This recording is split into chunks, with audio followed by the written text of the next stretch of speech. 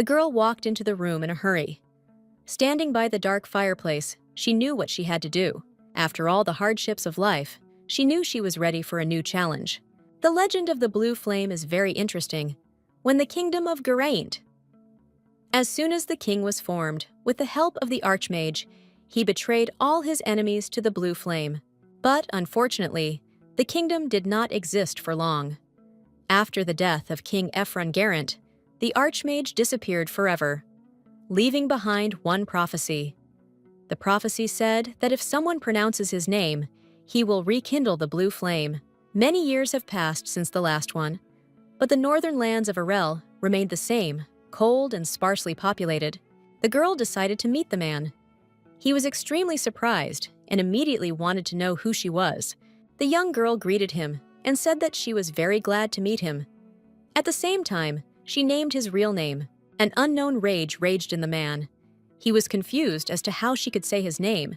He screamed and wanted to know who she was. The girl was puzzled by such a question and involuntarily asked herself the same question. But she knew one thing, that she was the most ordinary villain. The young girl lived an ordinary life and was unremarkable in no way. An ordinary office worker who was often sent on business trips. But, unfortunately, the last business trip ended badly. The girl got into a plane crash. But fortunately, the girl got another chance to live her life. She was reborn and became the heroine of the novel Lady Catherine. The work is about a sweet but unhappy girl who captured the hearts of 5 influential men who held high positions in the kingdom. The young girl was reborn, but did not become the main character. She didn't even become a supporting character. She was reborn into the body of a villain. The beautiful girl wanted to kill the main character, Catherine, but she never managed to carry out her plan. Averia Oberon was the Duke's most precious child. The girl had many qualities, but behind her beautiful appearance and distinguished family background, she had a very bad character. The girl had everything one could dream of. But, unfortunately, there was no true love. She dreamed of a prince, but Cassian was only interested in Catherine.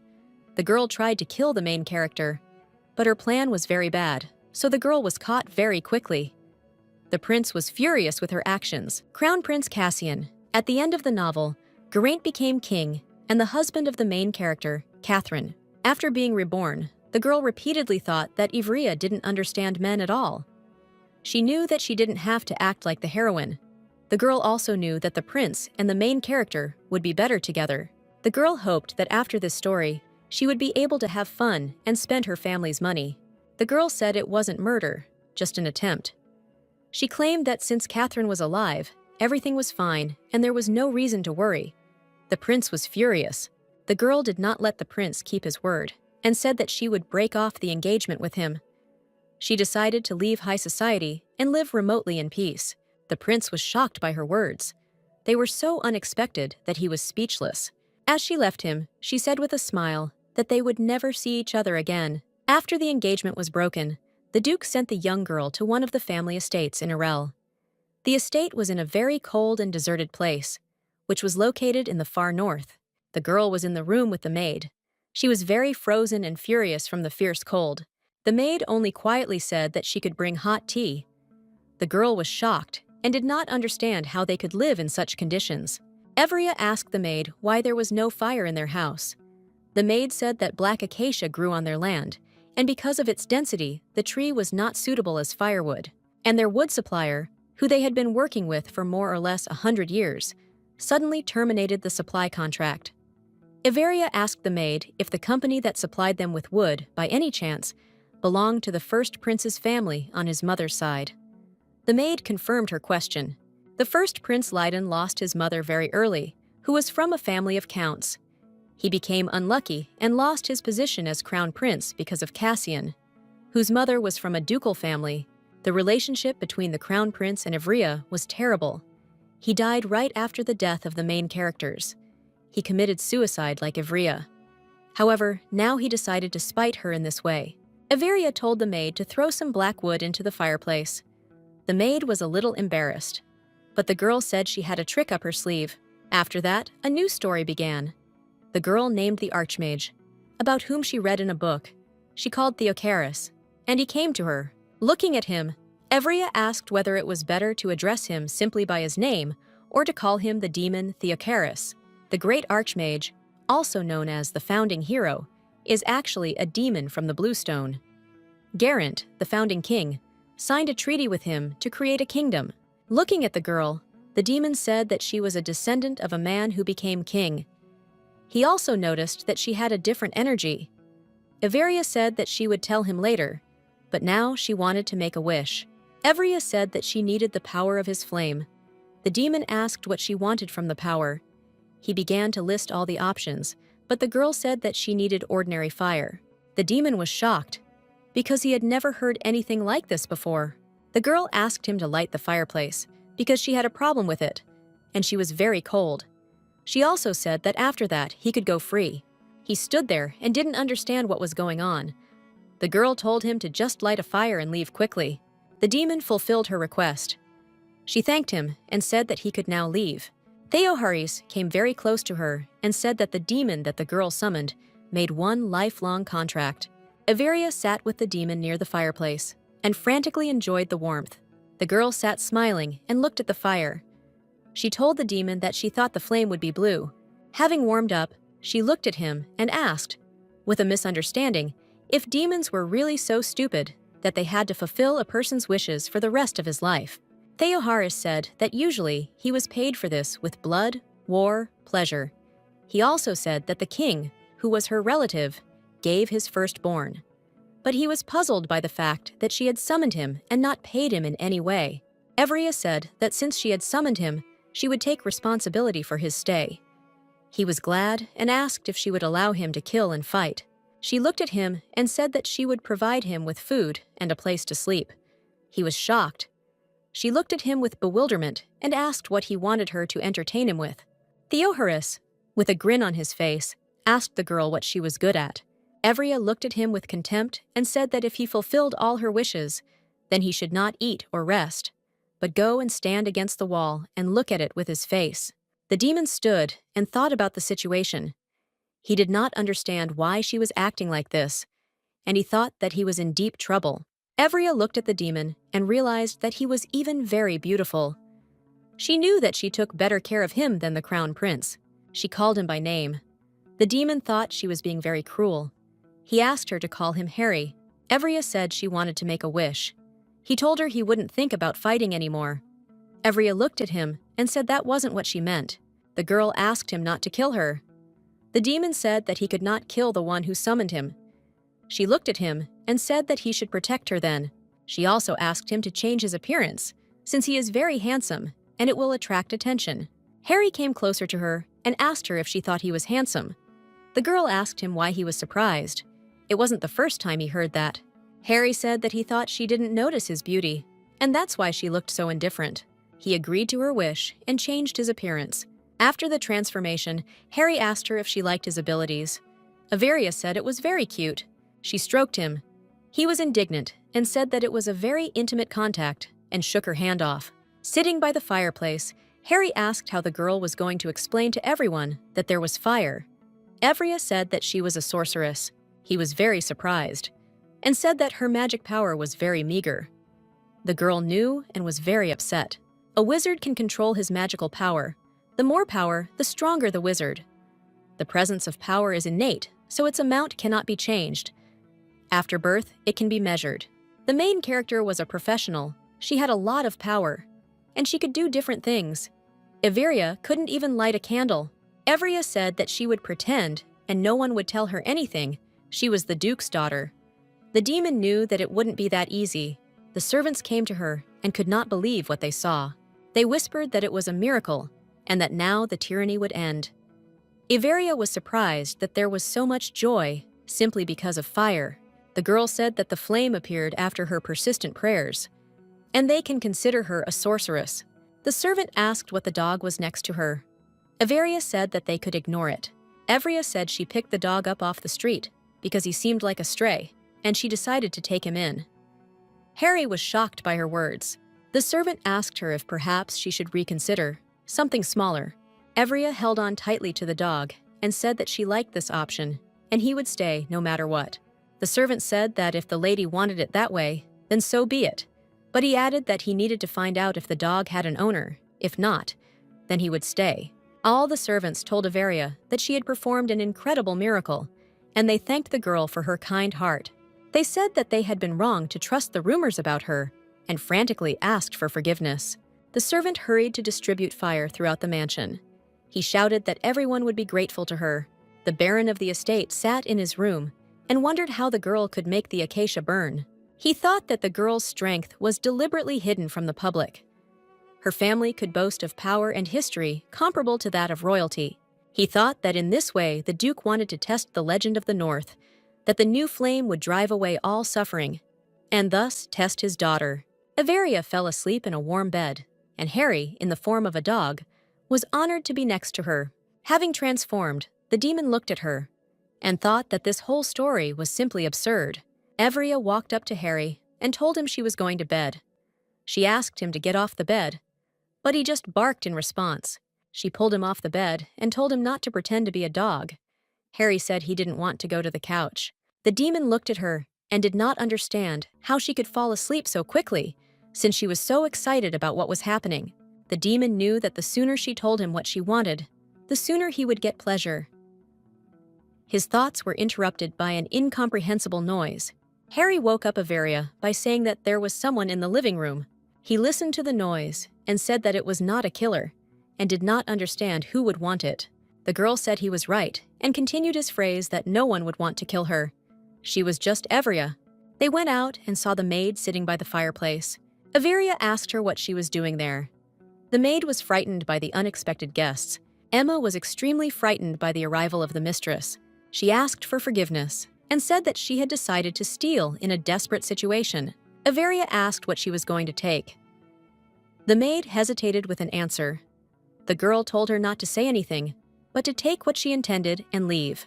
Averia said that she was not interested in the objects and valuables in the house, especially if she was so desperate to steal them.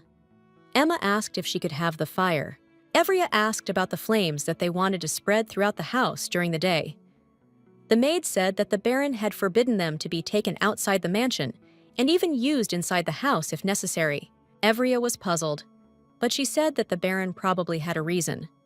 Averia said that if she carried the fire herself, the baron should have no complaints.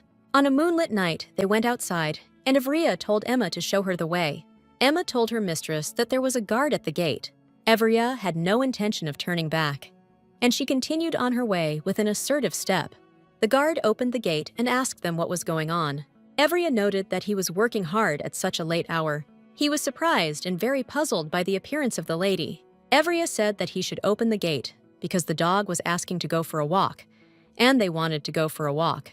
The guard was hesitating when suddenly Harry bit him. Averia said that he would only go for a walk with her and demanded that the gate be opened. Yuno hesitated and said that it was already late and the baron had ordered that no one be let out. Averia knew they had to get out. She started yelling at him furiously. He ran to open the gate.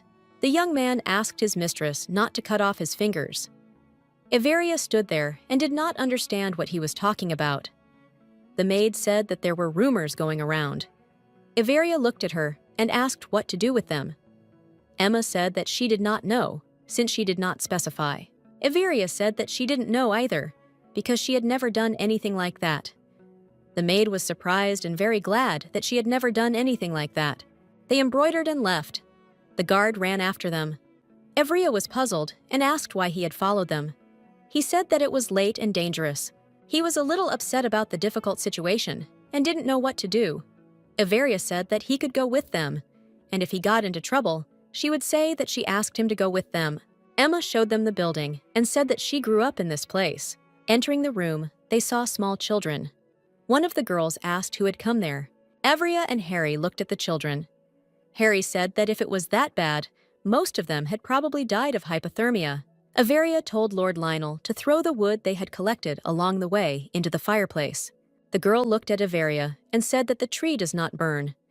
Averia calmly said that she knows one way after which the acacia will burn. Everyone was surprised. Averia carried the lamp with fire to the fireplace. Upon Averia, and she knocked over the lamp. The fire went out. Everyone cried. Emma said that without the fire the children would freeze. Averia looked at Harry and told him to light the fire. He looked at her and said there were quite a few witnesses. The girl said they had no choice. Harry obeyed the summoner's wish and lit the fire. The fire was bright and big. The seemingly small, nondescript fireplace became truly enormous. One of the girls said that Evria was a sorceress. She just smiled and said that it would be their secret.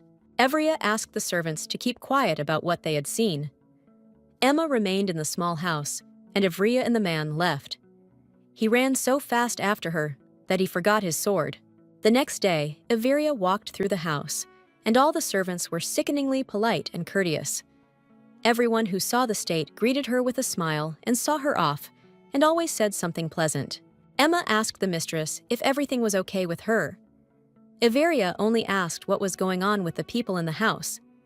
The maid smiled and said that they were all locals, and they knew what the girl had done for them. Evria met with the Baron and asked him why he was not distributing fire.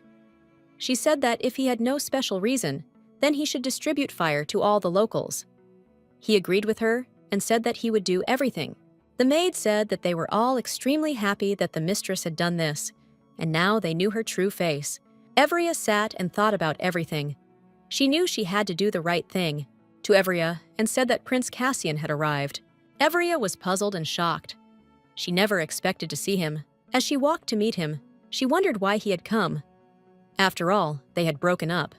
Everia remembered the affair and knew that there had been nothing of the sort. She hoped that he would not cause her any trouble. The prince sat and drank tea. Seeing the girl, he said that she looked much better than when she was in the capital. He made a little joke about her, which was highly inappropriate. Everia asked eagerly why he had come. He said he came to see her. The prince said she didn't have to pretend, and he knew how lonely she was without him. The girl knew that this was how he always kept Everia close to him. And she, blinded by her love, did everything he wanted. Everia looked at him and realized that Harry was much more attractive in comparison to him. The prince said he had come to console her because he thought her heart was broken. Everia, without even looking at him, said he had come in vain. Everia asked the prince if their broken engagement was such a big deal. The prince said he didn't know he could feel love for someone, and that's why he got engaged to her. But when he met Catherine, he fell in love and couldn't imagine being with anyone else. Everia looked at him and asked him what he wanted her to congratulate him.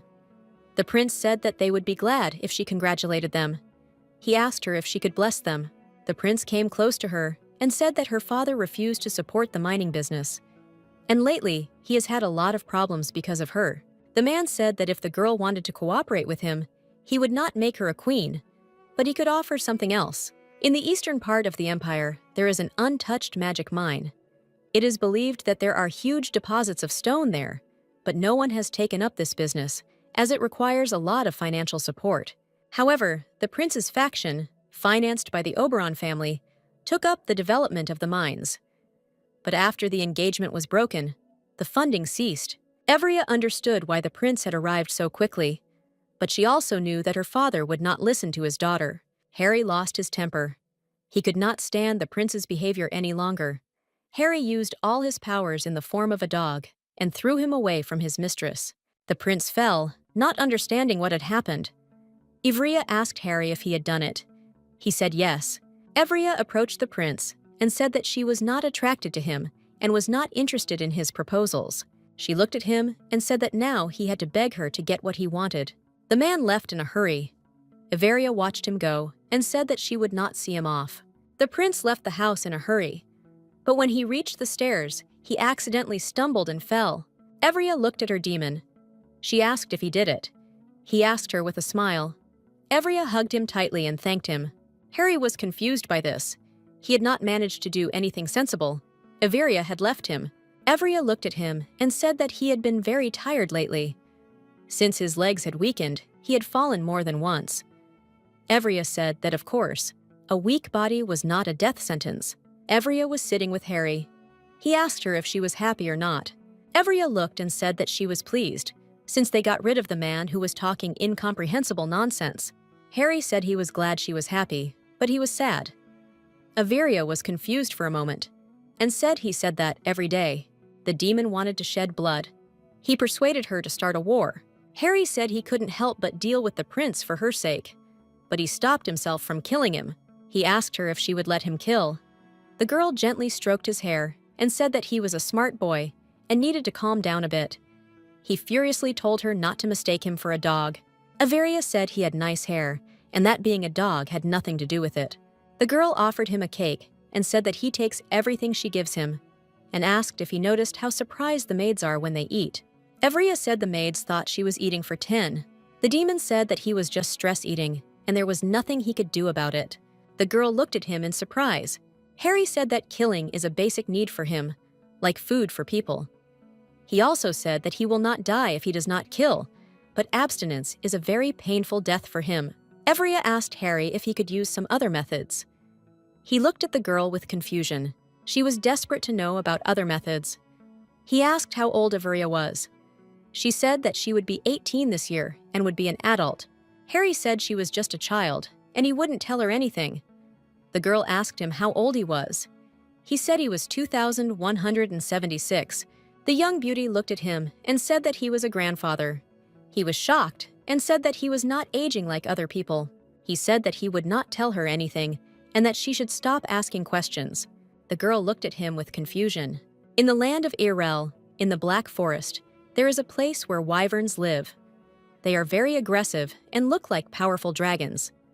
Since they hunt people, it is necessary to monitor their population. To do this, it is necessary to destroy the laid eggs. In order to get rid of the monsters, the locals need help. The royal family helps in the destruction of monsters, thus helping the family Errol.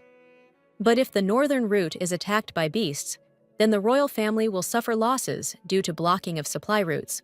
Now the girl understood why everyone whom Catherine had exiled arrived in Irel. First, Prince Leiden-Gurent. He is known for his bad relationship with his girlfriend, Royal Knight Commander El Royce. He also did not get along with Avery.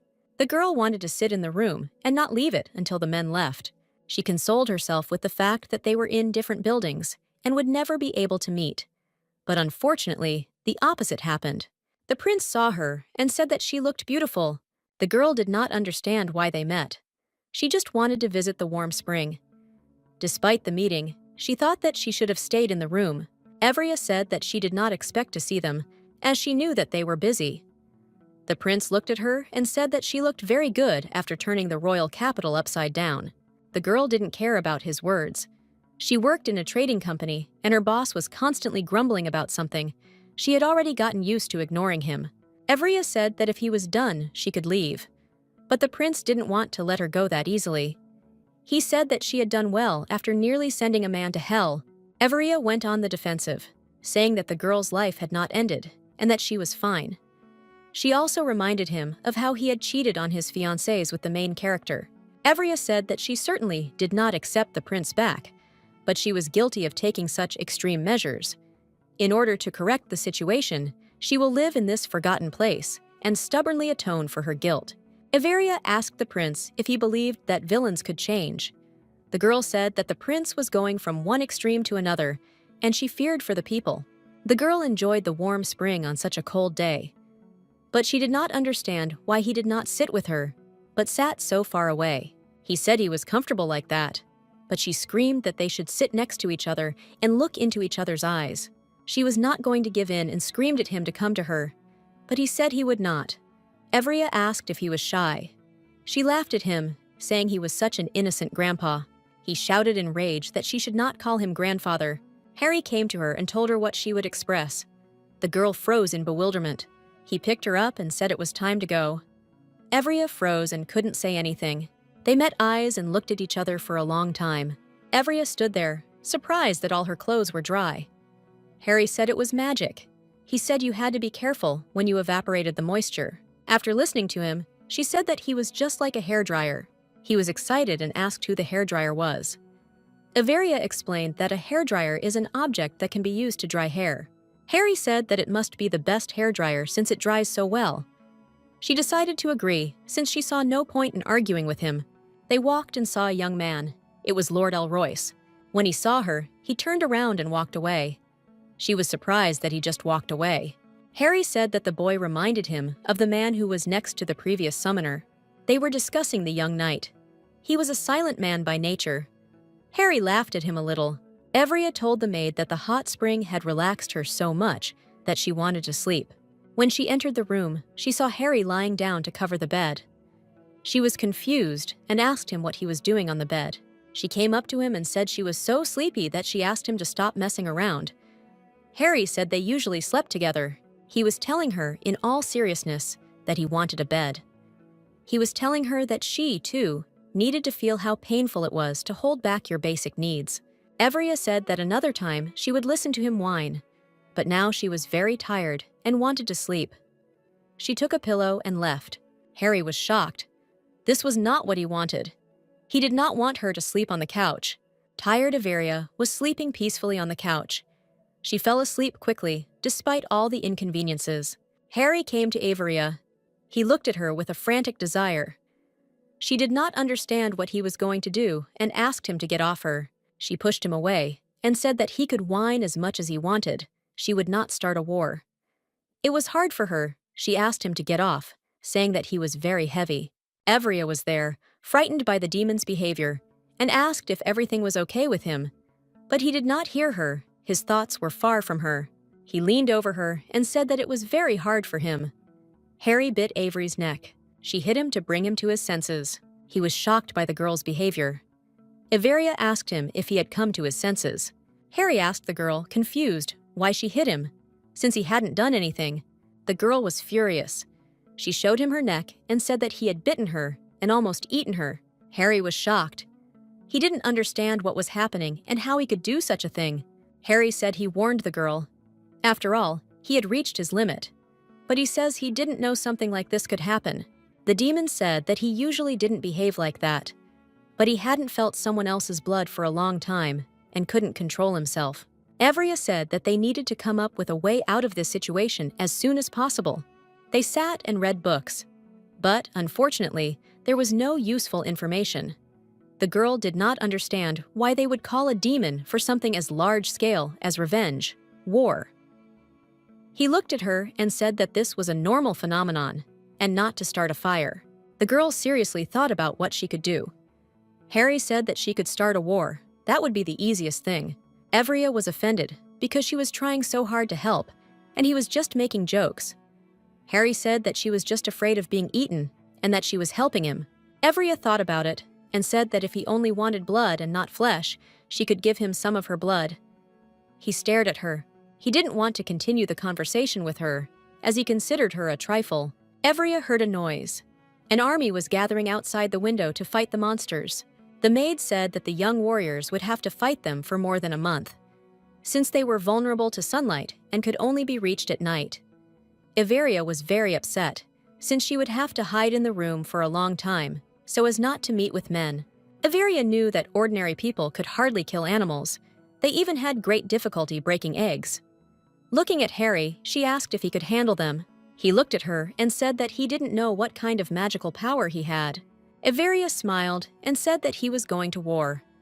To unwind a little, Harry was very happy with this news. One of the soldiers called his commander to look at the nest. What they saw shocked them. There were broken eggs and many bodies of slain monsters. They had all been killed. The whole week, the killing of monsters continued. The prince was shocked by the soldier's report, since one wyvern was difficult to kill, and here the death of a pack every day. The soldier said that the search party is investigating this case, but, unfortunately, there are no results.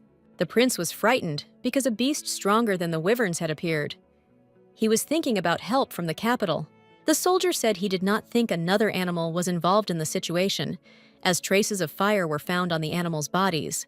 The prince said that their opponent was smart and very strong. He wanted to know what the probability was that it could be a human.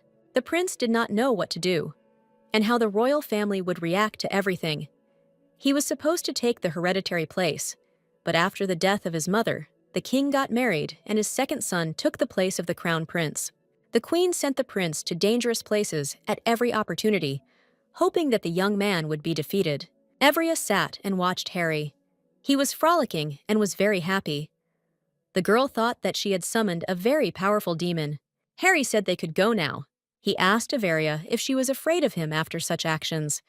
She looked at him with bewilderment. and did not answer. Harry said that he had great strength, but she should not be afraid of him because he treated her with care. They continued talking when suddenly they saw a huge creature, a wyvern of unprecedented size, showed up to them. It was the main wyvern. She greeted the girl and the demon. Evria was shocked and did not understand how the creature could be intelligent and communicate with them. Harry said that she was special and lived much longer than the demon. The wyvern asked why the demon had killed her kind. Harry replied that he didn't need a reason to kill, and asked why she had flown all the way from the south. The wyvern turned to the girl, knowing that she was the one who summoned the demon. She desperately wanted to know the reason for such cruel actions. Averia knew she had to tell him everything. She said that if the demon did not satisfy its desire to kill, it would begin to lose its mind. They searched for a long time for a way to solve the problem, and eventually began to catch wyverns. The wyvern was furious. She screamed at them and said there was another way to solve the problem. Harry was furious and said that she was just a tiny thing and asked her if she and her siblings didn't protect their little offspring. The wyvern apologized, saying that she was mistaken. Coming closer, Averia asked why humans were killing them.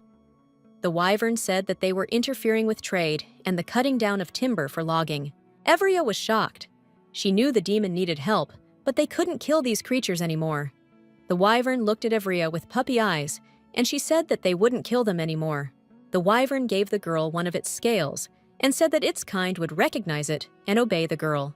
As she was leaving, she said that if they needed her help, they could call her, and she would definitely come. She said that she would fly in at any time, with great joy. The demon was angry with the girl. He did not understand how she could do this to him. Averia, confused, said that she would think of another way to settle everything. Averia thanked Harry for giving her a new friend in scales. Holding the scales in her hands, she heard an incomprehensible noise, followed by a frantic fright in both of them. Wyverns flew to them. They surrounded them. They sat quietly and looked at the man and the demon. One of the wyverns approached the girl and put its head against her like a cat. It rubbed against the man like a pet. When suddenly they heard a man scream. He was screaming to his mistress while lying on the ground. He wanted to protect her. Everyone looked at him. He said that he would save her with his sword, which, unfortunately, was far from him. Their sweet conversation was interrupted by the arrival of the knights. The girl did not understand how they found her. She had left secretly. They all flew away from the battlefield. Harry asked the girl if she was scared. She said with a smile on her face that she really liked flying, that it even took her breath away. They flew to the estate. They were surrounded by soldiers. Averia told them not to touch the wyverns anymore. Everyone was in shock and had no idea what was happening. Averia said she wanted to speak with the prince alone. The prince asked if she had really tamed the wyverns. Averia said that he had seen it with his own eyes, so she had nothing to add. He said with hostility in his voice that he was not going to tell the royal family anything. Averia asked him only one thing, that he tell the family that the problem with the wyverns was solved. He looked at her and asked what he would get in return. She said it was a good way to mend fences, since the royal family would no longer be interested in their lands, and the prince would not have to see her anymore. The girl said that this problem was very important to her. She did not want to solve it with the crown prince because she did not like him, and he had behaved rudely towards her. In the original story, Leiden suddenly disappeared after Cassian became king. And a few months later, only Leiden's bloody watch was found on a distant mother. He accepted her offer with fury in his voice. The girl said that they would discuss all the details tomorrow, as it was already quite late. Averia left the room. She really wanted to go to bed. The girl saw Lord Elroyce behind her. She asked why he was following her. He said that it was already late, and he could not allow her to walk alone. Averia was shocked. She had never heard such a clear, soft voice before, and she was confused by the fact that he spoke so rarely. Averia said he had a very beautiful voice, and he should be able to talk all day long. His family was famous for its knights, but unfortunately, he was not like his brothers, and partly because of his voice, they made fun of him. After he grew up, he learned that his brothers were just making fun of him because they were jealous. He was the purest blood and had an advantage over them. As he grew older, his voice changed. Averia didn't understand what surprised him so much. She remembered that he had heard the first compliment in the second book. and she realized that she had said it too early. Averia told Harry that she hoped the man would not listen to the villain's words. Harry said that he was actually offended, and he won't be able to kill wyverns anymore. She approached him and asked how much longer he would sulk at her. The demon recoiled from her. Averia said that she knew how important it was for him to see blood. She said that she would definitely find a way out and help him. She just asked him to wait and asked how much time he had.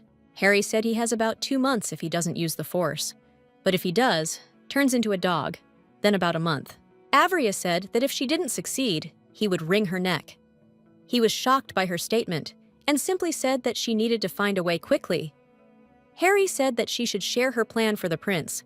Averia said that if the knights settle wyverns, then they will have no equal in the whole world, and everyone will benefit. Since people and animals fight among themselves and have great losses, it will be profitable for them to cooperate. Averia told the prince of her plan. He said that such a tempting offer confused him. Averia said that he could write in his report that it was a very quiet and peaceful place. And she also said that if he didn't like it, then he should guess exclusively for her. The prince was confused as to what she was talking about. She said that their family had canceled their timber supply contract. He was shocked. He said the deal was good for his family and was confused as to why the contract had been canceled. They both thought the situation was very suspicious.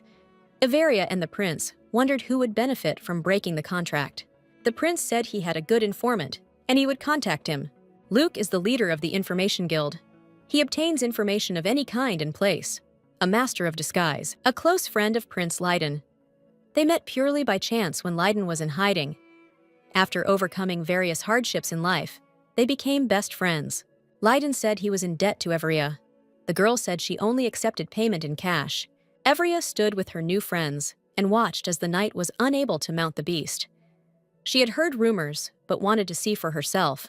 They had problems with the knights, so they were recruiting a new team that could cooperate with the wyverns. That's why different people who were unprepared joined their squad. Prince Leiden came to Averia. Looking at the knights, he said that they were having a hard time. Leiden joked, and Averia joked back. He was surprised that their relationship had improved so much, and they could communicate freely and joke. Leiden handed her the package. Opening it, she saw a check. The check was blank. Averia asked if he thought it was too risky to give her a blank check when she could write any amount she wanted. He told Averia that he believed her. After her words at the hot springs, he thought she might change. He knew that people don't change, but she managed to convince him. Her actions spoke for themselves. Leiden asked her if she was going to return to the capital. Averia said it was not up to her. He looked at her and said that they would see each other there soon. The girl looked at the check and realized that she could only get the money from the central bank. To Leiden, and said that he brought a letter from Mr. Oymini. The prince knew that it was a letter from Luke. It was one of his names. Leiden asked if he had delivered anything else. The man replied that he had only been told to deliver a letter. Leiden said that in that case, someone else had sent him. He wrote to the man. He was shocked. After the prince attacked him, he showed his true form. Luke asked him how he figured him out. Leiden told him, and also asked why he came to him. He said with a smile that there were many interesting things going on in this place. Emma said that they were going to a festival soon, and Averia should go. Averia said that they would go together then. The girl hesitated. Emma said that she should go with the prince. Averia was shocked and did not understand why she should go with him. Their conversation was interrupted by the arrival of a guest, whom no one expected to see. Averia came out and saw Lord Elroyce. She had changed during the long wait, as she had a force majeure with the maid. He said that he had not even waited for her for long, and he asked if he had disturbed her, since it seemed that she was going to go somewhere. Averia said that after talking to him, she wants to send him to the festival. The Lord said that he had seen the knights training, so he brought her a book to help her. This book talked about horses, how to put armor on them, and everything about their equipment. Averia invited them to sit down and look at the book. She really liked the book and its contents. But one question arose with the production of uniforms. Harry secretly told her that the dwarves could help them. True, they would be hard to find. The girl thanked her friend for the good idea. Averia thanked the man for the book. He was about to leave. A maid came to them and brought tea. Emma asked that they were already leaving for a date. Averia told Emma that they weren't going at all. and she was going to go with her. Emma said that she had a lot of urgent things to do and she couldn't go, so they could go together. Lord Elroyce asked Averia to go with him to the festival. The girl agreed to go. Averia was very surprised. She will like the festival. They walked, and there was an awkward silence. A man approached them. He looked very much like the prince. The man said that his name was Eden. The men began to argue among themselves. The lord was dissatisfied with the man's behavior, because he was lying. Averia wanted to leave the men. Harry asked her to leave. They went on to watch the festival. While the men were arguing, Lord Elroyce said that Luke did a very bad thing when he transformed into a prince. Their argument was interrupted by an unexpected explosion. Averia was watching a man offer to gamble. Harry came up to her and asked if she wanted to gamble. Averia was scared. She asked him why he was in human form. He said that the girl had begun to forget that he was not a dog. He came up and looked at her intently. The girl looked at him and told him not to seduce her. Harry said with a smile on his face that it seemed that the owner liked him. The embarrassed girl said that she liked his face, not him. In order not to develop the conversation further, she decided to switch to the man who was inviting everyone to play gambling.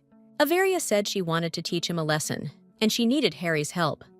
She said he needed to understand how the man cheated. He said he knew a quick way. He snapped his fingers and made a small explosion. They ran away from the square. Harry asked if she was okay, and she looked better. But she said she needed to catch her breath, as she hadn't done any exercise for a long time. An old woman suddenly approached them. She said that the lady had dropped a ring. Averia said she had nothing to lose, but the woman was persistent. She approached her and told her to look carefully. Averia saw her ring. She bought it long before the business trip. And then the plane crashed. She wanted to ask her grandmother a couple of questions, but she disappeared. Averia sat and looked at the ring. She did not understand how it could have come to her. She did not believe that it was the same one. A maid came to her and said that the knights were leaving, and asked if she would like to see them off. Averia was surprised and did not understand why she would do this. The maid said that after the explosion, he was looking for her. Harry looked at the maid and told Averia that this was not her maid. He pointed out that her blood smelled different than usual. Averia realized who it was. The maid asked if her mistress was listening to her, and she said quickly and with a smile that she was listening attentively. Averia decided to teach him a little lesson. She asked the maid to massage her feet, saying that they hurt terribly. Laughing, she said that she always did that. Averia expected him to decline her request. She said she would do it once, and she does it all the time. Averia liked it. The maid asked the girl questions. But when she asked her about wyverns, Averia became a little embarrassed. Averia said she would tell a secret, namely, how she tamed them. The maid said that she was not worthy of this. Averia said that she was her closest servant, and she had to tell her. Averia said that she had tamed them with song too. The girl sang a song. With the help of the song, she said that she had deceived Luke and knew that it was him. He was shocked that she had figured him out. Averia was even glad he had come. She wanted to talk to him. Averia offered to fulfill her request to Luke. As part of the payment, she gave him a blank check. He said he doesn't accept requests related to Catherine. Averia said she had nothing to do with it. Averia asked him to find information about the dwarf village, namely, to determine their location. Luke had done his job. He had provided the information. Averia asked Harry if he knew where the location was. Harry said that he was going there earlier, because his previous summoner wanted to take possession of the sacred sword Jupiter, which was in the settlement, but the king could not get it. Averia was getting ready to go on a trip. She told Emma that she was leaving and asked her to cover up the traces of her absence. Emma was very worried that the girl was leaving alone. Averia said that Harry might reveal himself to Emma. He greeted her. The girl was shocked that the dog was talking. Averia and Harry were looking for the dwarf village. Averia offered the demon some cookies. He wiped her cheek and said he liked the crumbs better, adding that they should split up so the search would go faster. The girl did not understand how to find the village. She fell and fell into an unknown place. She tripped over the dagger and fell. The girl came to look. She was confused by the fact that people just threw it on the ground. Averia thought that this was very dangerous, as someone could get hurt. She pulled out the blade and it began to glow. The dagger said it was waiting for her. Averia got scared and threw it at the rock. She thought it was a spirit and wanted Harry to exorcise it. He said that he was a sacred sword, not a ghost. The girl was surprised. She took it and carried it in her hands. He asked her why she was carrying it like that. The girl said that she did not want to catch tetanus. He said he didn't know what it was, but he was upset. Everia heard a noise not far from them. A dwarf ran up to her. He said that she needed to go to their village. Everia was there, scared, and called the demon. The dwarf said that her friend was already in the village. The dwarf told everything he knew about the sword to the two travelers and said that the sword needed to be repaired. Everia agreed with him, as she could not wear it in that condition. Everia said she needed the most skilled blacksmith. She wanted to take him to the human estate. The dwarf said that he would consult with the others and give an answer. Everia agreed and said that they would wait for an answer until the morning at the entrance to the cave. Harry asked the girl what she thought about the situation and whether the dwarves would agree. Everia was sure that they would agree, since they needed to rebuild the village. The gnomes were walking towards the girl and the demon. They were hoping for a positive conversation. The man introduced the travelers to the best blacksmith, and at the same time, his daughter. Everia said she wanted them to make wyvern saddles. Rapashi was very surprised. After all, she knew that the animals were very ferocious. But Everia said that she managed to tame them, but it was very difficult to settle them. Rapashi couldn't believe what she was hearing. Everia said that wyverns would soon arrive in their settlement. Rapashi was very interested in Ivria's offer. She was already listing all the materials needed to make the saddle. Everia said that she would wait for the girl in 2 weeks, with the sword and arrow. Harry and Everia were flying. Everia was thinking how lucky they were.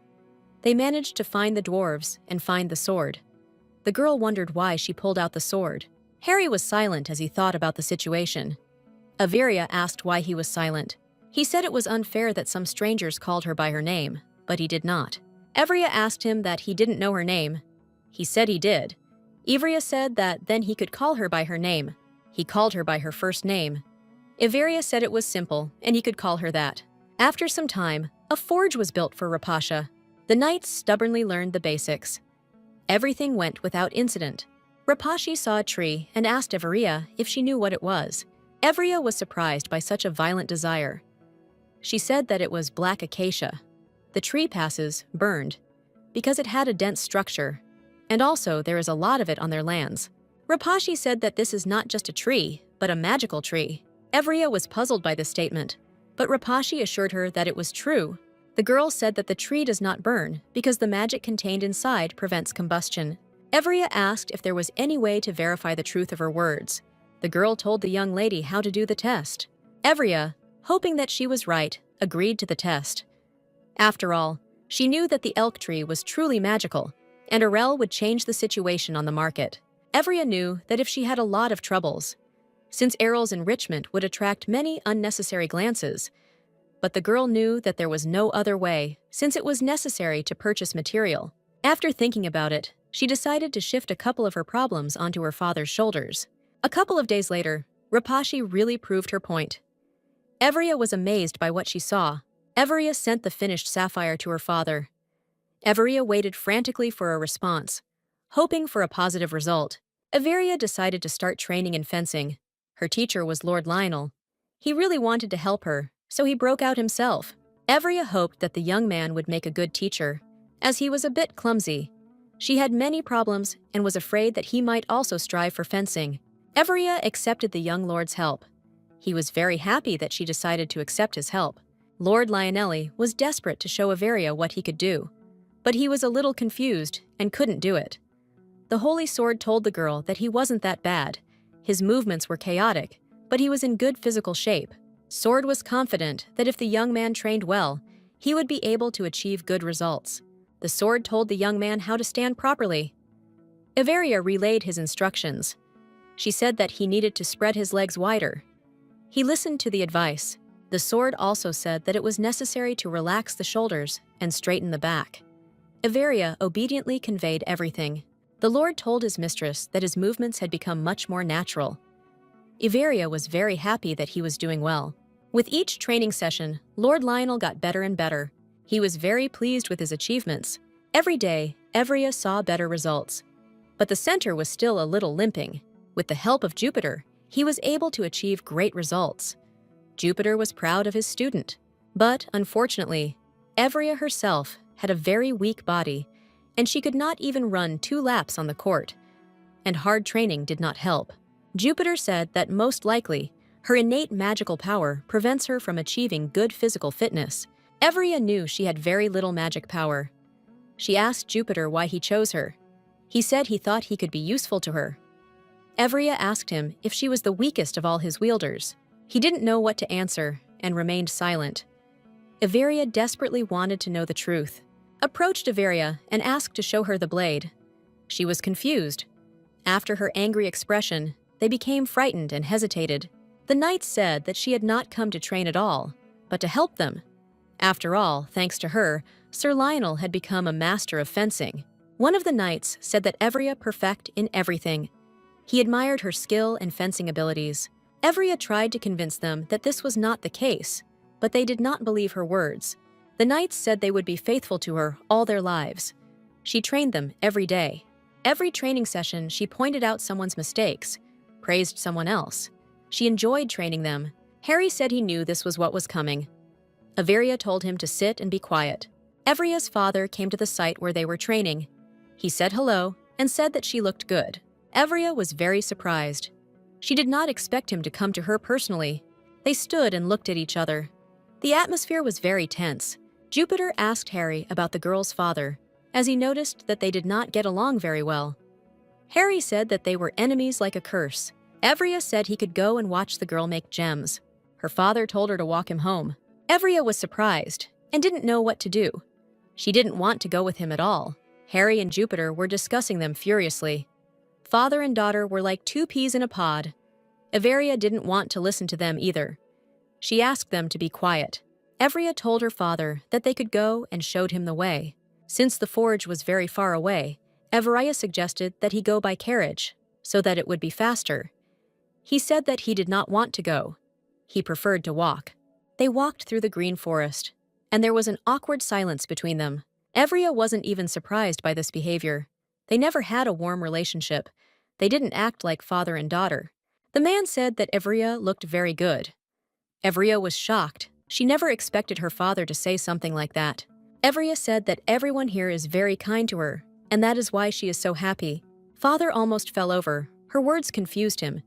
He said that he had never heard from others that Northerners were kind. Everia smiled and thought that he had a very villainous face. She said it wasn't like that at first. Her father said he knew and praised her, because she worked very hard. Evria thought about his words. Since she had only sent him a letter once, and it had only talked about stones. She asked him if he knew about everything that was going on in her life. The man said that the Baron sent him letters regularly. Everia understood why he was following her. She had made many mistakes, and now he wanted to know everything about her. The man reproached his daughter for not sending him letters herself and for not knowing anything about her life. He was worried, and the Baron told him everything. That's how the father learned that his daughter had a dog. Father would like to say something else, but they had already reached the workshop. The man began to evaluate the exquisite stone. He couldn't believe that the stone was made of black acacia, but Rapashi confirmed everything and removed all doubts. Rapashi said that the process of making the stone is not dusty, but you need to carefully monitor the time so as not to make a mistake. The man pondered the whole situation. He said that Irel was the only place where the tree grew on such a large scale. He said that if people knew, the world would turn upside down, and they would all want to possess the tree. He was perplexed and wondered why Rapashi had told him about it. Rapashi said that she believed Evria, and she sincerely believed that the girl would not use the knowledge for selfish purposes. The man was stunned. He did not understand who they were talking about. He could not believe that the girl was talking about his daughter. The man looked at Rapashi and said that she obviously trusted his daughter very much. Rapashi said that it was not only her, but the whole village. She wanted to say for the sword, but Evria interrupted her. She did not want anyone else to know about the sword. Evria said that since they learned about the stone production, she would like to leave the production to the villagers so that they can revive the village. The surprised father only said that the girl had already gotten used to the locals and had become very attached to them. He was very surprised at how much his daughter had changed, and he liked it. He couldn't understand what she wanted. First, Evria was dealing with the Dragon Knights, and now with the Sapphires. He said that the land was now untouchable due to its independence, but the royal family would be on the side. The father told his daughter to make a choice. Either she would hide from everyone or gather strength and fight back when the time came. He also told her to take into account the fact that her family never gave up and always won. Her father said that from now on, she would become the mistress of the lands of Arel. He said that after she had settled all the issues with the Arel estate, she should return to the capital, and together they would punish everyone who had betrayed and offended her. The man said that if she herself could not find a way to return to the capital, then he would find a way for her to return. Her father begged her vehemently to trust him. He also told her to prepare for the coming-of-age ceremony, which must take place in the capital. Seeing off her father, the girl was surprised by his behavior. She was very sorry that the real Evria did not see his actions and did not know about his feelings. The girl knew that the real Evria fell in love with the crown prince because she did not receive enough love from her family. The man asked Evria that since her father was away, they could get down to business. Evria didn't understand what was being talked about. The man showed her and told her how to properly manage the estate. She was shocked by the amount of work. Harry asked her if she was okay. Evria felt very tired. She said she wanted to go home. Harry looked at her in surprise and said that she was already home. Evria told him that he didn't understand anything at all. To escape from her problem, she changed the subject, saying that he had been holding himself back lately. Jupiter suddenly asked what was holding Harry back. Harry was furious. He told Jupiter not to interfere in their conversation. Jupiter asked the demon to watch his words. Evria told Jupiter that Harry was a demon, and if he didn't satisfy his needs, there would be big complications. Evria wanted to know how long he could hold back. Jupiter asked the girl if she meant the fact that he had to restrain his indecent demon nature, demanding bloodshed or begging for his sexual desire. Harry was shocked that the sword had given away his secret. Evria wasn't just frozen in shock.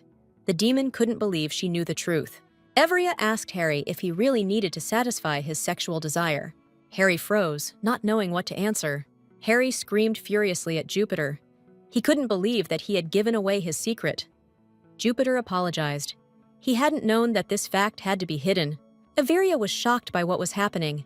She wanted to know if it was possible to use this method instead of killing.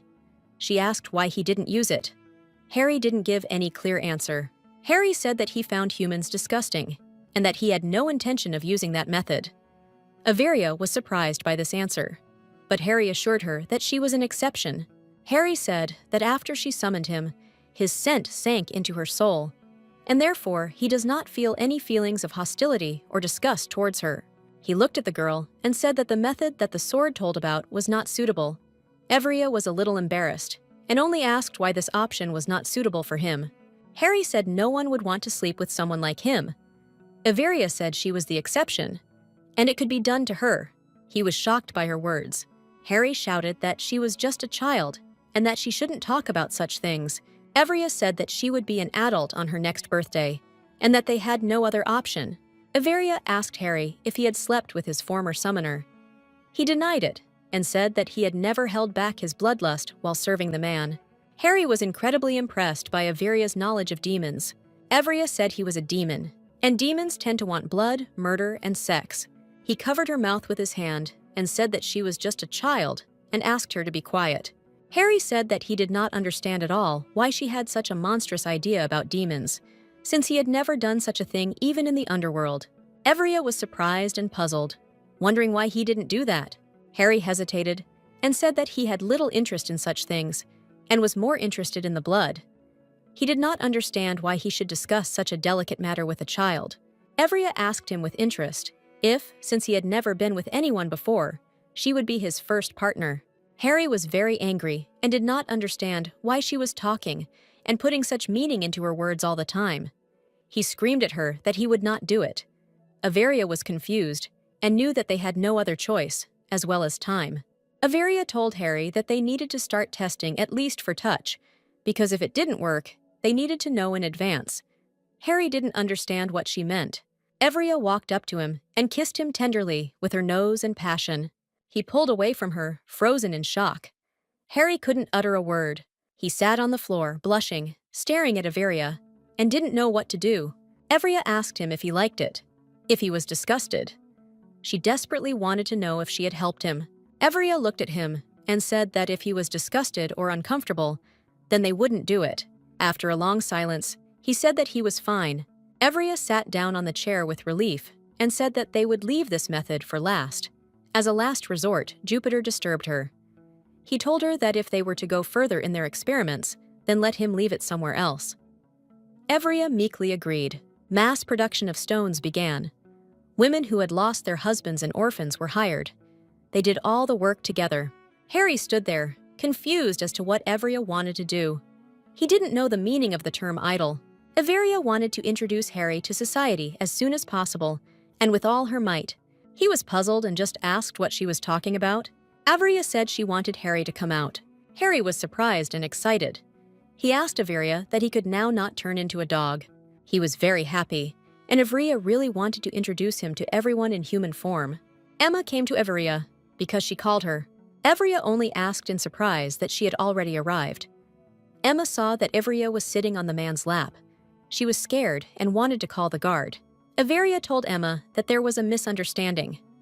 Emma hesitated, confused by the whole situation. She began to make guesses. Emma said that she wanted to call the guard because there was a stranger in the mistress's room. Harry said that he was not a stranger at all, but an old friend. Emma was shocked and said she would never forget him. Averia introduced him. Emma was shocked. She didn't understand how he could be both a human and a dog. Averia said she wanted to formally introduce him to everyone. Emma fainted at the news. Averia ran to her. Emma said that everything was fine. She was just scared and her legs buckled. Emma was extremely surprised and did not understand how she could help. Averia said Emma needed to confirm Harry's identity. Averia told the girl how she wanted to introduce him, and Emma in turn suggested another option. Averia really liked it, and they agreed. Since Emma's suggestion was suitable in turn, no one would have any doubts about his origin. Thus, Harry joined the Order of Knights. Initially, a hail of questions fell upon him. The knights wanted to know who he was. They assumed that he was Averia's personal guard. The knights looked at him warily. In the end, the acquaintance went normally and without incident. After all, the knights only formally performed their functions, since it had been a long time since peace.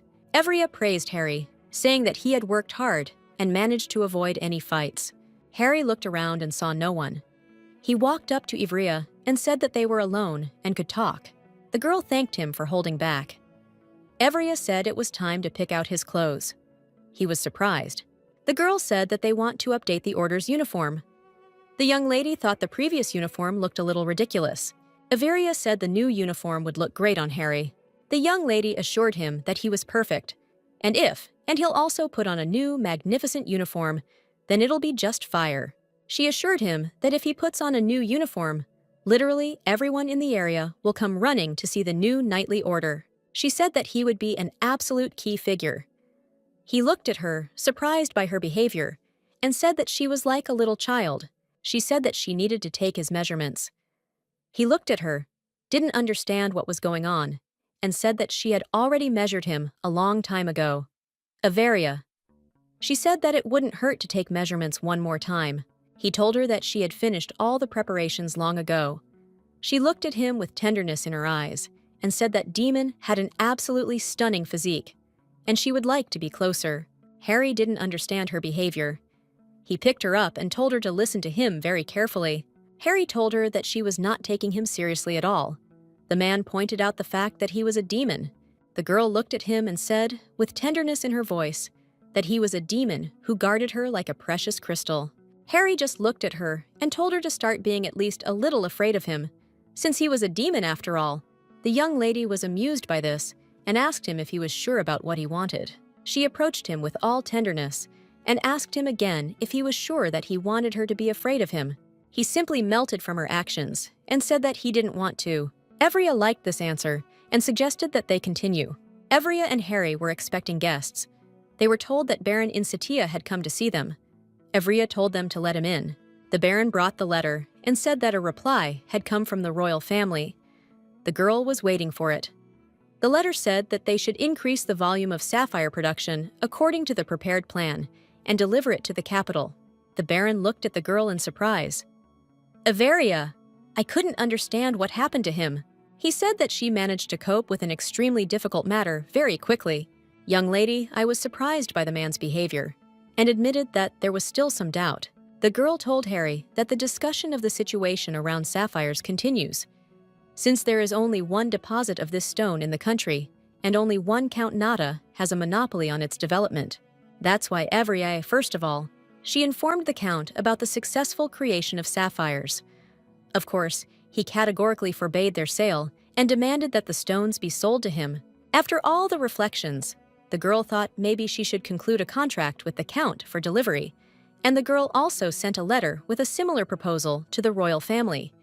In turn, they allowed the sale of her stone, but in exchange for an agreement to sell, Averia must supply the royal family with an impressive quantity of sapphires for free. Harry was surprised by the whole situation, and he just asked if she would do it. Averia looked at him and said that she would not follow their order. However, the girl knew if something goes wrong, she will direct all her efforts to avoid awkward situations. She asked Harry if she could count on his powers if suddenly something goes wrong. He looked at her with a grin and said that she could always rely on him, adding that he loved war. The tired girl said that they had dealt with one matter. Now they needed to talk to the Association of Magicians, since they were in high demand for a magic stone, since they were engaged in the production of magical artifacts. For this reason, magicians are important potential customers. Averia was very tired, so I had to lure her into the city, and also travelers. The demon looked at her and asked if she only deals with sapphires. Averia said that if you want to live, you need to spin.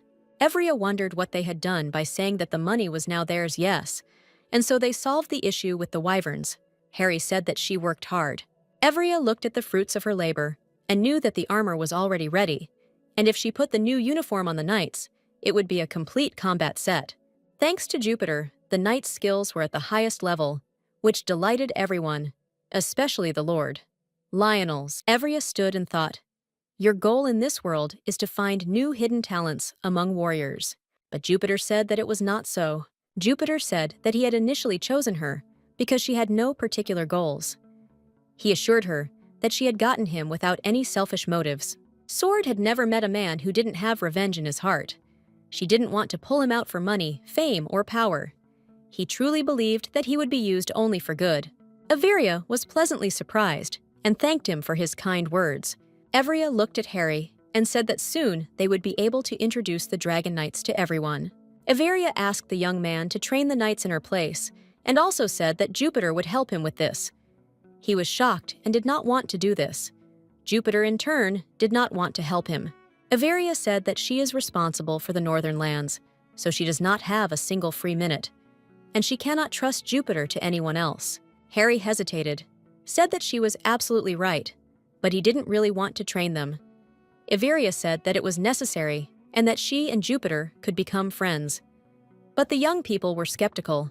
Count Nada was very angry with the young girl because she sold the stones cheaper than he did, and also, he didn't like it when someone outside started to interfere in his business, thereby creating competition for him.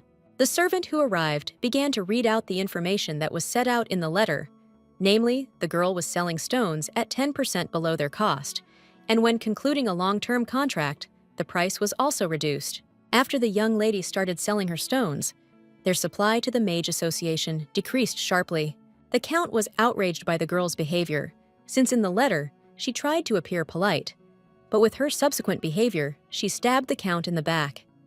The Count was sure that the girl had secured the support of the royal family, and he shouted furiously that she would not get away with it. The tea party was held to introduce the Dragon Knights, when the only nobles invited were not the capital's nobility and the local ones. The beau monde was excited, and everyone only talked about Irel. Preparations were underway for tea. Averia asked the Baron if the sapphire cufflinks were ready. The Baron brought the girl a whole box of precious cufflinks.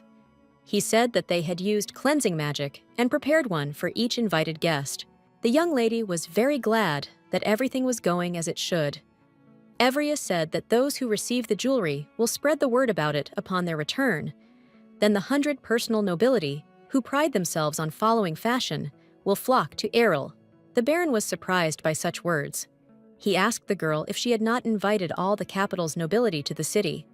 But the young lady only said that it would be very bad to invite them directly and at the same time take advantage of position. The Baron said that some of the signs would still come to them. The man said that Count Nada would grace them with his presence. Evria was a little surprised, since she had invited him only because she expected him to refuse. But apparently, curiosity got the better of him. The Baron said that when they examined the hot springs, quite strong currents were discovered. However, its exact location could not be determined. Evria said their priority is to develop the sources and then pass the information on to geologists and continue the research. Their conversation was interrupted by Emma. She came and said that it was time to go to the party. Averia said that she and the Baron could continue their conversation after the event. The Baron agreed with her. Averia. She walked and thought about how much time it would take to change clothes this time. The maid frantically asked her mistress to hurry up, since they had very little time. Harry tried on his new uniform and waited for his companion. Evria came out and saw Harry. He shouted that he was already waiting for her downstairs. Harry saw Averia approaching and froze in place. She was truly beautiful in a white dress. He could not say a word. Averia walked gracefully toward him, a stone of her own making adorning her chest. The girl approached him and saw that Harry was looking at her intently. She asked the young man what had happened. He looked at her and said that she looked different today. She said with a smile that it was true that he had never seen her dressed like that. Evria. She said that the maid had taken good care of her and that she didn't look like herself at all in that outfit and hairstyle. The demon was embarrassed and said that she was very beautiful. Harry said he really thought so, not because she said so. Avria froze in place. Having gathered, they went to have tea. There were a lot of guests. The young lady communicated in a friendly manner and also got to know all the guests who came. The Count approached her and said that it was a great honor for him to receive her invitation. And after thinking it over, he decided to meet the young lady without reservation.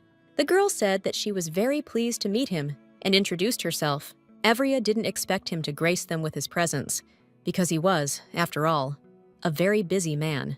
The Count said that he was a specialist in such a difficult industry, and he could not help but come, since his young colleague was starting her own business. They communicated politely, but there was tension between them, like between future enemies. The girl decided to joke about him a little in order to diffuse the situation. He didn't appreciate the joke, and she said that it was just a harmless joke from a younger colleague. So he shouldn't hold a grudge against her, after which she asked her to forgive her, since she had to give a welcoming speech. Evria raised her glass and thanked all the guests for coming. Everyone had been waiting for this moment for quite a long time. The young lady did not want to take up the guests' precious time, and immediately presented a new Pride-arella. The young lady proudly introduced the Ice Knights to all the guests who had arrived. They flew above her head. They soared in the sky like a flock of winged, carefree, wildly beautiful dragons. After their colorful appearance, Harry and Lionel, they divided into teams and demonstrated an imaginary fight in the sky. In a frantically colorful fight, the demon won. He was beautiful and was also the center of attention. Averia. She was standing and watching the most outstanding performance when suddenly all the knights landed and headed towards her. She was excited and did not understand why they were all heading towards her. They came closer, on their knees, and said that they wanted to swear an oath of loyalty to her, and from now on they would be her knights. Averia was shocked because she did not expect such a turn of events. One of the knights presented her with a sword and asked her to accept their oath. The girl froze in shock and confusion, but still accepted their oath. All the guests were furiously discussing the tea party as they were sure that it was simply incomparable. The young ladies said that this tea party was straight out of a real fairy tale. When the young lady took the oath of allegiance from the knights of the hazy discussion, they were shocked that the young lady was such a noble and amazing person. Everia was beside herself after what happened. Harry was puzzled by her behavior, as he did not understand why she was so depressed after such a shocking success. The young lady could not do anything about it because she felt very burdened. She didn't plan or want anything like that. The girl only wanted to lead a measured and calm life. Evria understood that the oath of allegiance from all knights meant that her conscience bears the lives of other people, and this in turn is a very heavy burden. Harry was called by one of the knights. The young lady said he could go, and he'll stand there for a while and think about everything a little. The demon told her that the knights simply took it into their heads to give her an oath, and they did it simply so she should not worry about it. He asked her, so that she would definitely keep a sword with her. Evria said that she was feeling much better, so he could go about his business in peace. Evria gathered my strength, since she knew she had a lot of work to do. She decided to go and start work immediately. It's implementation. But then a man approached her. She didn't expect to see him. The Count approached the girl. He was furiously angry with her. The girl woke up with a headache. Her head was hurting like crazy because she had been hit in the head. She sat in a dark dungeon, not understanding what was happening and not understanding where she was. A chain harness was adorned on her leg. I remembered how Count Nada kidnapped her. Oh, I couldn't even imagine that he would be kidnapped from his own castle. She was furiously angry with him for his actions and thought that he had gone a little crazy. Jupiter called out to her. He was very glad that she had come to her senses. She was glad to hear from him and asked, "What happened?" He said they were in the Count's dungeon. Jupiter said that they left the hour when they knocked out Evria and used the magic stone. Evria asked him to be silent for a minute, because she was very ill. Jupiter said that he could help her. The girl was surprised and asked him if he could heal. He said that he could. Everia froze in shock, because it was the first time she heard such a thing. She generally thought that he was just a talking sword. Jupiter said that he had quite a lot of functions and abilities, and the best of them was that he could shine so brightly at will, so he could illuminate the reality of his mistress. She said that this was all very well, but she would like him to heal her. He said that at the moment he couldn't. Evria froze in bewilderment, because he had just said that he could cure her. Jupiter said that he could only cure her when she was hold it in your hands and scream shrilly. When they arrived at the dungeon, she was searched and her sword was confiscated. She checked the place where the sword used to be and was surprised because it was not in its rightful place. Everia didn't understand how he could talk to her then. He said that he was currently in the reception room with the guards.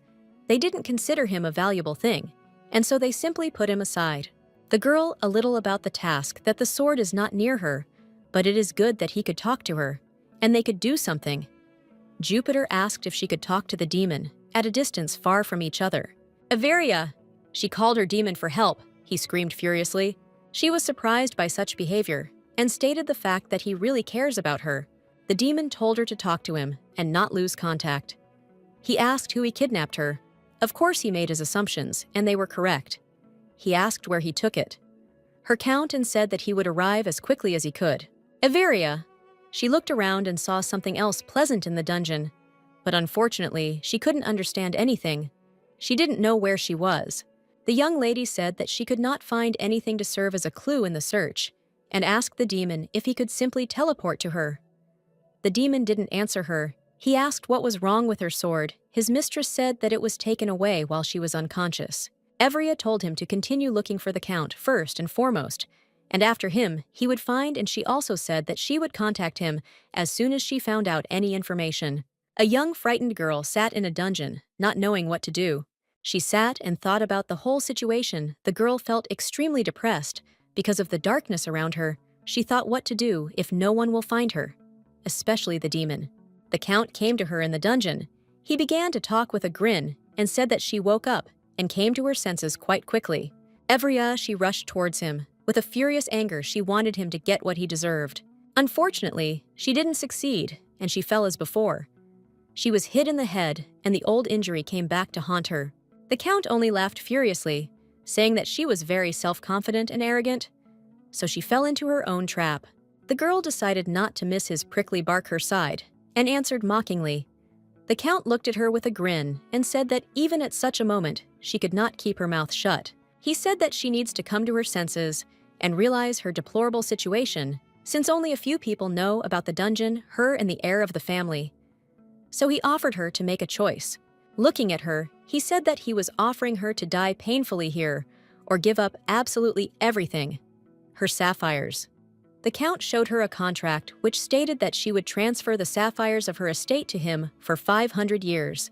The Count said that he was certainly a businessman and would not take everything for free. He would buy the stones for 10% of the cost of the magic stone. Evria looked at him with disdain and said that his chef will be very upset. The Count did not understand. What is she even talking about? She said that the cook was trying his best to prepare dishes suitable for him with expensive aftertaste notes, and he was standing in the dungeon and talking some utter nonsense. The Count was furious and told her that apparently she does not yet fully understand his unpleasant situation. Shizrina, Count said that after a couple of hungry days, she would unconditionally change her attitude towards their deal. Evria didn't know what to do. The men stood and looked at the plan of the Count's house. The Baron demanded more maps of the estate. Harry stood and thought why it was necessary to disguise himself and go so far, since it did not matter at all as long as he could not find his summoner. The Baron told them their plan and demanded more information. Evria asked Jupiter how many people were outside the cell, and he said one guard, and besides the girl in the cell, there is another person. She began to be overcome by a frantic anxiety. The girl knew that in such a situation she should scream. She forbade herself to lie down and drive herself into apathy. She shouted to the guard that she needs a bath. Everia! She stopped screaming furiously and began to retell the plot of the soap opera. O was surprised when her story was responded to by all men, namely, the sacred sword, the prison guard, and even the kidnapping victim. They ex-hotels find out what happened next and shouted her so that she would quickly tell them the whole story. She decided not to give up and go until she won. She said that she could not tell the story anymore because her throat hurt and she just wanted a glass of water. To find out the continuation of the story, the guard brought water. Evria said that she felt very unwell and asked him to bring a glass of water closer. Evria told Jupiter to turn on one of the functions, namely the halo for 5 seconds. This maneuver was very helpful since he blinded the guard and she managed to escape from the cell. When the girl left the cell, she asked Jupiter to take care of her head. Jupiter in turn asked if she wanted to be completely cured. Evria said it would be strange if she appeared completely healthy after being kidnapped. As the young lady walked through the corridors of the dungeon, she heard a man's voice asking if she had managed to escape and asking her to help him escape. Everia helped. He managed to escape from prison, and he thanked her frantically for saving him. Everia. I asked the prisoner how long he had been held captive. The man said that he could not say the exact time, but according to his internal clock, he assumed that he had been held there for about 6 years. The young lady was shocked by this news. The man said that he was dragged into the cell before he could understand what was happening.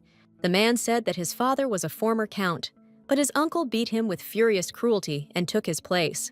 Evria, I sympathized with all my pity that he had to go through.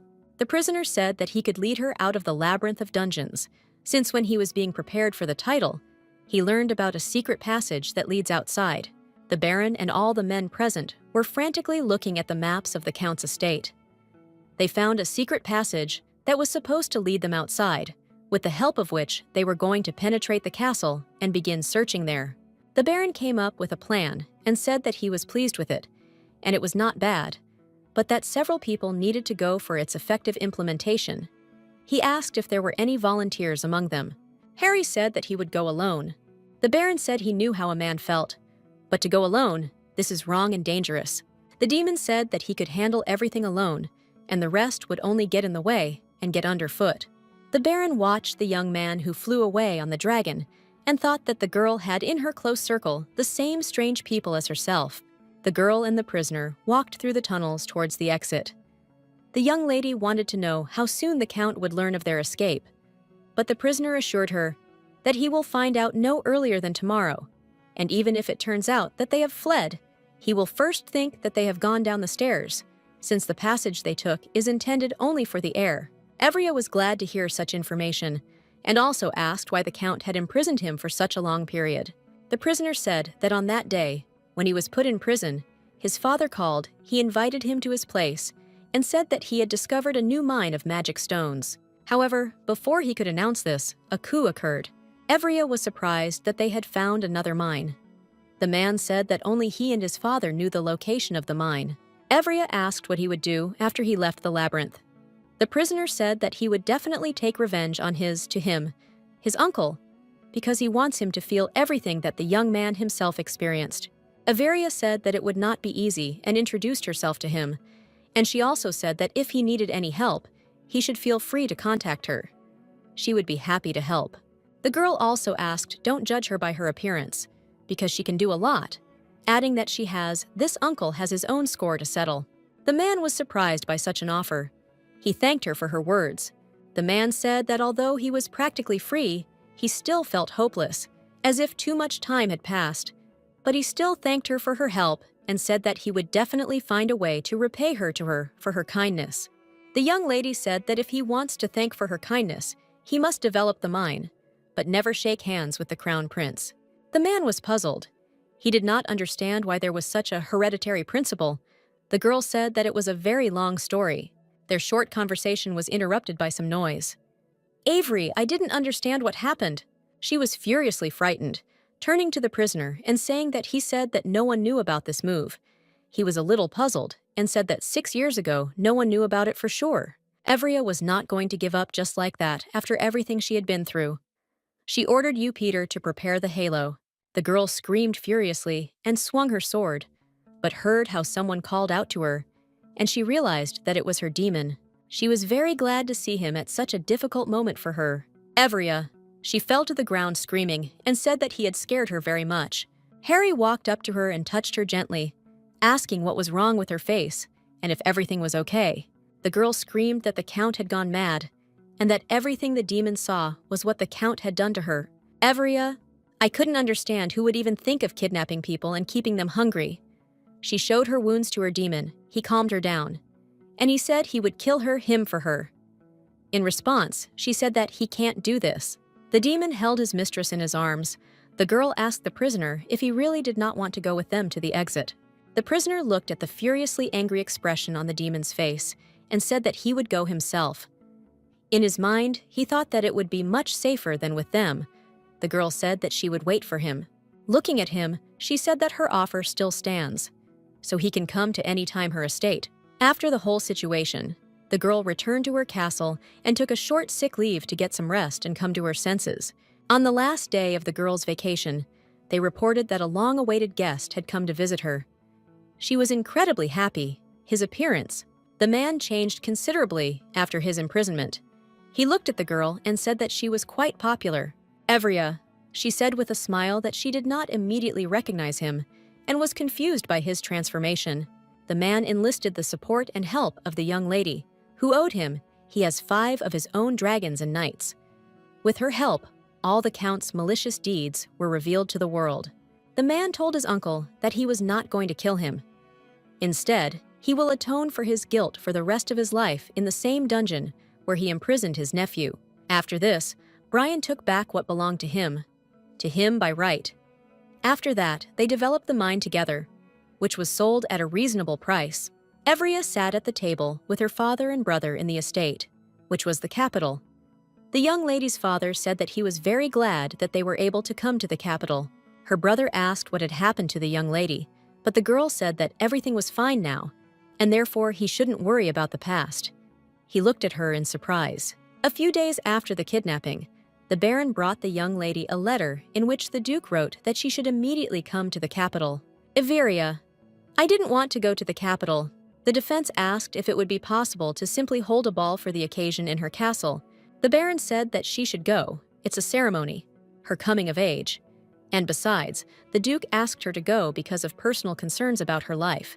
The Baron also asked her so that she would do everything necessary to attract more clients to her for her first business. Upon returning to the room after the meal, the demon asked how everything went. The young lady was shocked that he had transformed into a human and told him that he could not come out here whenever he wanted. He was surprised and could only ask why she thought so. She said with a smile that there were a lot of unfavorable rumors about her. The girl was worried that after such a long absence, she might be seen playing with the handsome saint. The demon said that he doesn't care what others say. She said that she doesn't like what they say, and if rumors of this kind reach the public, it will be very bad. Harry said that he would deal with them before they could say anything, and the girls really liked his proposal. She decided to change the subject and asked how things were going under the pressure of his desires. Averia knew that quite a long time had passed since he had hunted wyverns. Harry hesitated to answer after such an intimate question. Evria asked if he should recharge, as the lack of satisfaction could play a cruel joke on them. The girl asked, "What will happen if suddenly he'll go crazy like last time she was kidnapped?" She came closer to him and said that they needed to do this process as often as possible so that he could not break down. Harry liked the idea, and they shared a passionate kiss. After a passionate, furious kiss, the girl asked if it was enough him to recharge. Harry thought for a moment and said that he didn't think so, and kissed her again with tenderness and stormy passion. After a passionate kiss, he said that he's had enough, and he's recharged. The girl was embarrassed and said that he was a very simple and honest demon, but in her heart she demanded a continuation. Evria looked at Harry and realized that this recharge was affecting her too. Their romantic moment was interrupted by Jupiter. Jupiter said that he had been with him all this time. Harry was annoyed and said that he should not have spoken to them like that. He said that next time they needed to leave him somewhere. Emma came to them and brought invitations to the event. Everia told her to decline them all. Evria knew that she was absent, for not the most pleasant reasons, so it would be better if the girl announces her return at her coming-of-age ceremony. Emma provided. When she received an invitation from the king himself, the young lady was very surprised. Evria remembered the letter she sent to the king. There was an innocent threat to his majesty, since she thought that she would not leave the confines of her castle until the end of her days. Evria accepted the king's invitation and visited him. He said that she shouldn't be nervous because I invited her for unofficial reasons. That's why I said she feels at home.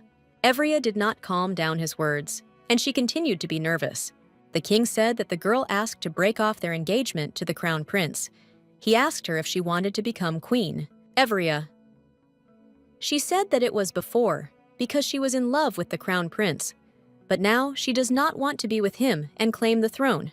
The king said that he understood perfectly well and asked for forgiveness for his son, said that he knew about his frivolous side and does not support him in that he committed adultery. Everia.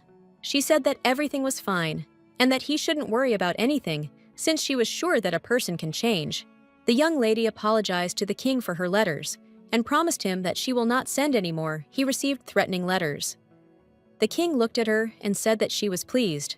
Such an interesting person. Upon returning to the estate, the girl screamed furiously. She was unhappy with the king. Her personal demon asked her if everything was okay with her and how the visit and the conversation with the king went. Evria said that she did not like communicating with the king, as he constantly sent barbs her way and did not miss a chance to accuse her of something. Harry asked her if maybe he should kill the hated king. Evria said it would be a betrayal against the crowns. Harry asked if they were going to do it anyway. Maybe they should remove everyone and make her the one. The girl said with a smile that it would be quite a troublesome process. Evria said if he had anything to do with the fact that Count Nata was attacked by an unknown person and ended up hurting his back. Harry said he deserved it. Evria said she suspected it wasn't the kiss that set him off. Everia was sure that everything would get better with time. She simply asked him to be patient. He screamed furiously that nothing would get better. He was furious. The girl was taken aback by him. He turned into a dog and told her that she shouldn't be afraid of him because he was her dog and wouldn't bite. Evria said that she wasn't afraid of him at all. She was just surprised. Harry said she was lying because she was actually very scared. The girl did not understand why she should be afraid of the demon, who even when angry, worries about her. She looked at him tenderly and said that she believed his promise that he wouldn't touch her. The demon looked at her and asked if she really believed his promise. Evria. She said that she had no choice. She had to believe him, since he was a strong demon, and she was just a human, and she promised that they would make up for lost time. Harry looked at her and said that she was quite a strange person. Harry said that the Count he offended her, and he decided to deal with him, but since she forbade him to kill him, he decided to just punish him a little. Evria and Harry were resting in their chambers. Everia was told by a servant that a prince girl had come to her. She thought it was Leiden, and she wondered why someone else would come to her. Evria thought the prince had come to her because of the blank check she had given Luke. The girl was furiously angry because she thought that the man had written a fabulous sum on the check. She flew into the prince's office and asked how much money had accumulated there. The prince looked at her with confusion, as he did not understand what amount was being discussed. Evria. She said that he didn't have to pretend, since he came specifically to find out all the information about the money that was in the check. The man looked at her and said that now he understood that he gave her that empty check and what was hidden behind it. The young lady looked at him with confusion at first and did not understand what was happening, but then she realized who was sitting in front of her. She told Luke that she couldn't believe that he was pretending to be a prince and said that it could get him arrested. The man said he felt a little cheated because the young lady had given him a blank check and he had worked a little extra, but had asked for less than the amount he was supposed to.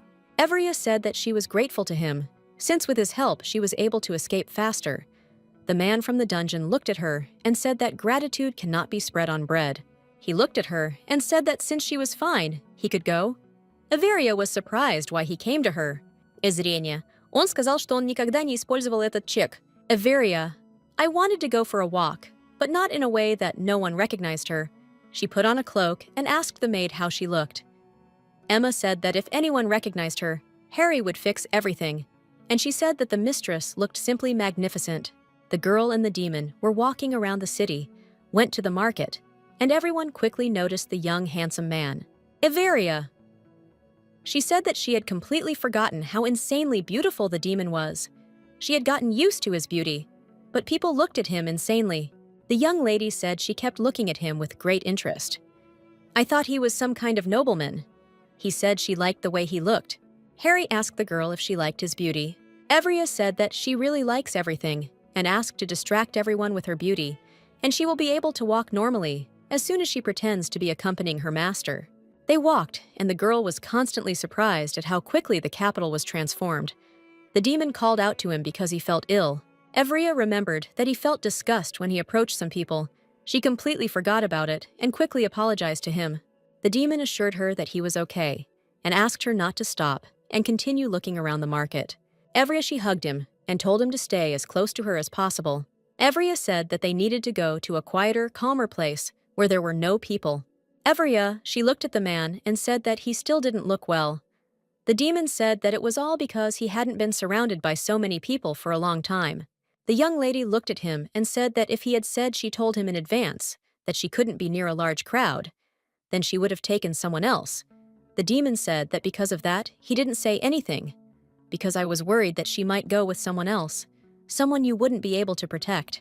The demon looked at her and said that instead of all the reasoning, she needs to hug him like last time, and it will become easier for him because he really needed it, its aroma. She obediently hugged him with all tenderness and care. The demon felt much better, and he said that this was all he needed. The young lady asked him how he was feeling. He said he was feeling a little better. She asked, "Wait for him a little," because she wanted to move away. Harry asked where she wanted to go.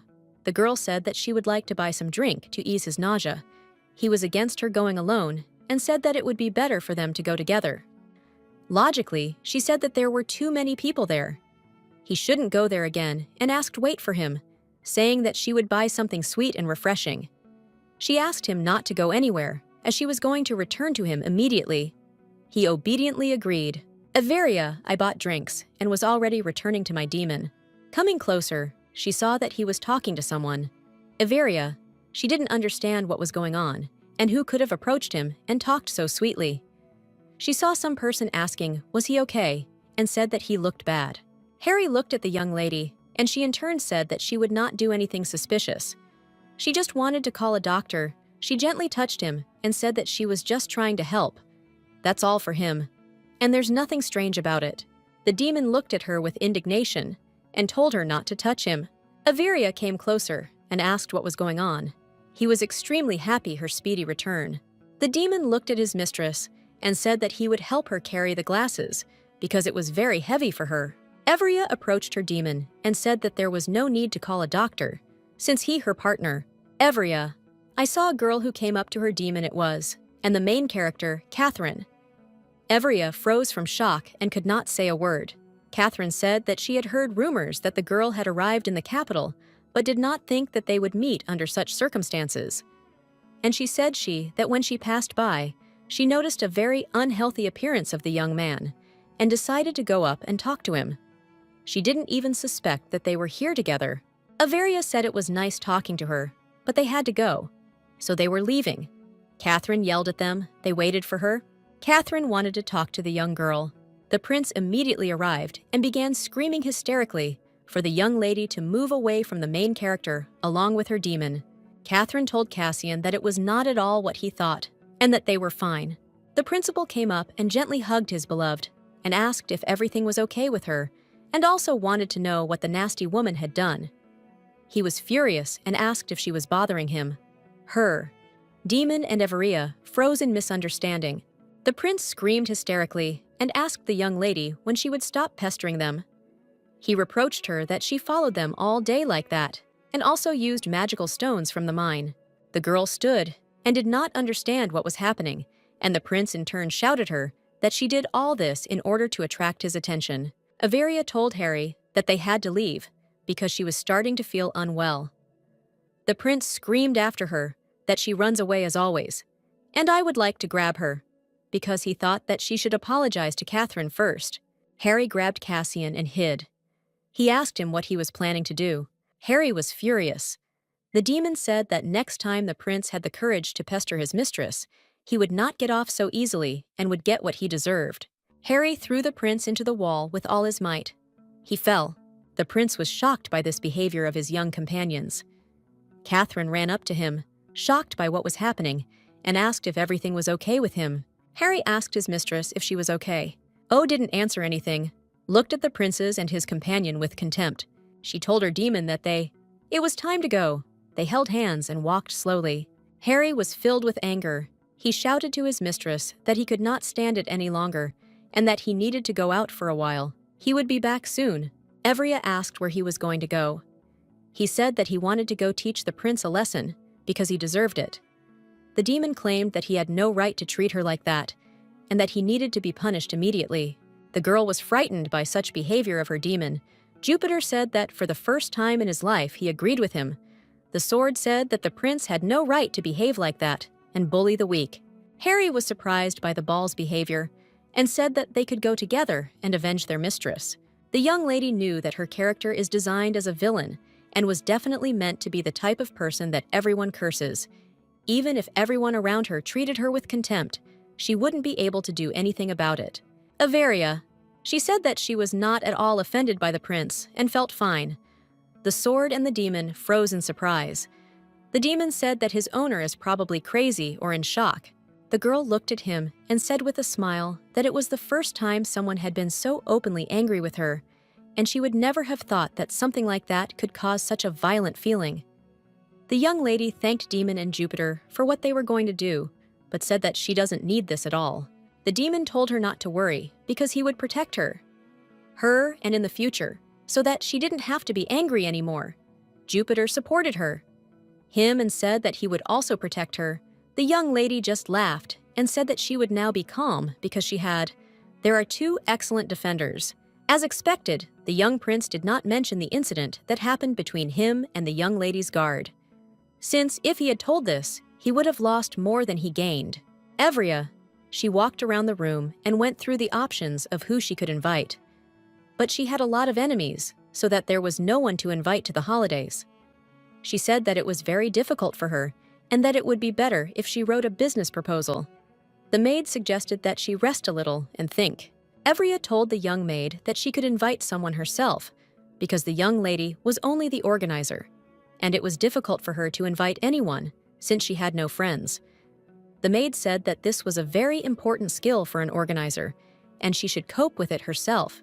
It was very difficult for the young girl, because her heroine made a lot of enemies wherever possible. Emma asked who she wanted to invite to her birthday party. The lady froze in confusion. Emma said that it was her day, and she needs to spend it as best as possible and be surrounded by people from whom she wants to hear pleasant and sincere congratulations. The lady liked her maid's proposal, and she said that the first invitation should be sent to her, and later she leaves a list of whom she truly wants to see at her party. Such behavior touched the young maid. Averia. I wanted to invite a wyvern to my party, but the maid said that it would be a little improper. Harry stood next to the wyvern and talked to it. Averia. I heard the maids whispering about how beautiful they looked with the dragon, and realized that I was starting to notice an interesting detail. since after the demon appeared, more and more maids started to shirk their work. Averia, she frightened the maids with her presence, and they quickly apologized to the young mistress. Ta, in turn, could not understand what frightened them so much, since she simply smiled at them because they found her dog is beautiful. Averia, I thought that her facial expression can be a bit scary for those around her. Thus, she managed to monopolize her demon. Harry saw Averia and greeted her. The girl came up to him and asked if he trained here. He looked at her and smiled, saying that he wasn't really training, but playing with the wyvern. He looked at his friend and said that they had sparred a little in the sky. Averia stared at her demon. He asked what happened, and why she wouldn't take her eyes off him. O looked at him, said with a smile that, looking at him, she understands that literally everything his flesh is beautiful. He is frozen in shock. The demon looked at his mistress's hands and was surprised. They were very pale. He said that there was no blood in them at all and asked, "Is she eating normally?" The girl smiled and said that she had recovered as soon as she arrived at the central estate. Harry was surprised that she said she had gained weight.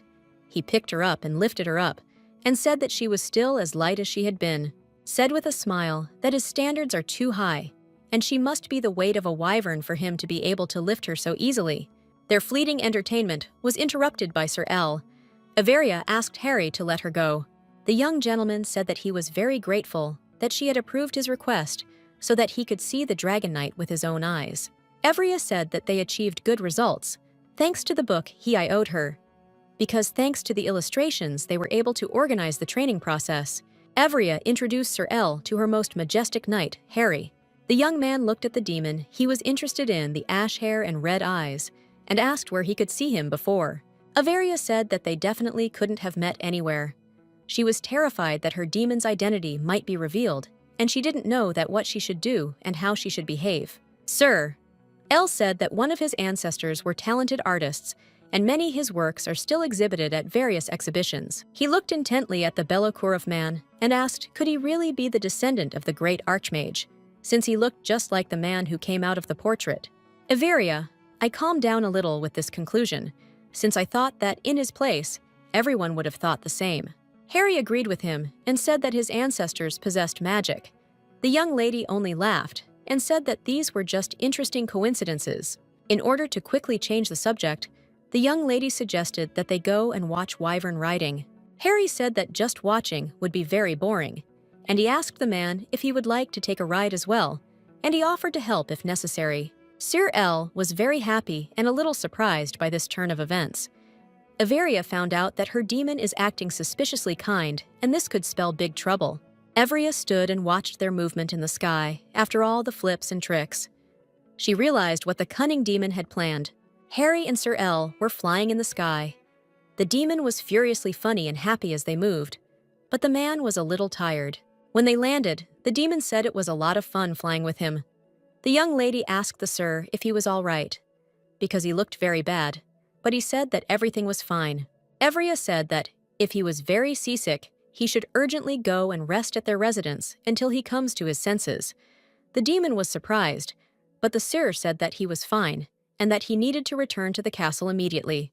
Averia, I knew that the captain of the Royal Knights was, as always, very busy and could not afford a single minute of rest. A young man asked the girl if she had heard about the holy ball that was hidden in the misty mountains. He told her that someone had taken this sword, and the knights were frantically searching for the one who did it. Girl stood in a cold sweat from all the words, but the young man said that the sword had been in the mountains for a long time, and they did not immediately discover the loss. Averia, I didn't understand why they paid such close attention to it. Harry asked why the knights were looking for the man who took out the sword. The young captain said that they must not know the whole story. After all, it is only known to members of the royal family. He said that the sacred sword is closely connected with the royal family, since the founder of the empire took out the sword and proclaimed himself its owner. The man said that he did not want to tell the whole long story, but he would say only briefly that the one who got the sword would become the first contender for the throne in the kingdom. The young girl was amazed by his words. You, Peter, Taiho said that its owner can become a queen. Demon and Jupiter were discussing the situation furiously and asking the young lady what she should do now. She told them to keep quiet for a bit as she couldn't concentrate on the problem. Evria turned to Jupiter and said that he had been there for some time. She will have to travel. Without him, he said that he understands everything and will wait for her. Everia. I was walking through my estate when my brother came up to me and handed me a scroll. She looked at it furiously and was a little stunned by everything that was in it. The girl, with fear in her eyes, asked her brother what it was. The young man said that this is a list of gift options for her birthday and asked to choose about 30 of the best. Component placement. He said that as soon as she finally decided on the gifts, their father would finally be able to focus on his work. That's why he asked her to make a choice quickly and tell him about it. The girl said that it was too many gifts, and she doesn't care at all that she will get her birthday, and she can even do without gifts. That's why I asked my brother for a favor. Because she needed it. Her business was profitable, and in order for the stones to be sold, she asked that her brother wore a brooch, which made her workers. And she also asked that he and her demon brought her bouquets of flowers that she had already looked at in 5 different places. The young lady said that they wouldn't have to go all over town because she had her eye on everything in one area. Her brother was a little surprised and asked why she was sending him with his accompanying knight. She looked at the young people and said that the more flowers they took away, the better, and there would be no need to go several times. But the girl herself just wanted them to get to know each other better. Her brother looked at her and told her to prepare a list of gifts as soon as possible and ask if she had some other brooches. Evria, I showed her the entire assortment that she had there. There were a sufficient number of brooches, cufflinks, and rings with pure magic applied to them. Her older brother said that the cufflinks looked very interesting and elegant, so much so that she could personally give them to her father. The girl was perplexed. The man said that it would be more correct if she first gives her father some gift from her collection, rather than to him. She hesitated a little, and her brother said that she should give him the gift personally. He added to his words that it was the least she could do after making him wander around 5 different stores. Evria, I was a little puzzled and didn't want to go to my father, but I still made up my mind and knocked on his office door. He discovered it himself. The door scared her a little. Her father invited her into the office. The girl thought that she had chosen the wrong time and would like to leave quickly. She said she brought it. He got the first sapphire cufflinks that they produced themselves. They were infused with pure magic, and she asked him to accept them. She hoped he would say that he doesn't like them, and she will be able to quickly remove them and leave as soon as possible. The father looked at the girl, then at the cufflinks, and said that they looked quite interesting and asked her to put them on him personally. Everia, I was a little taken aback by this and didn't know how to behave. She said that it would be better if you put them on one after the other. He agreed with her. Putting them on, the girl thought that it was quite difficult. But when it happened, it was very beautiful and she was happy with her achievement.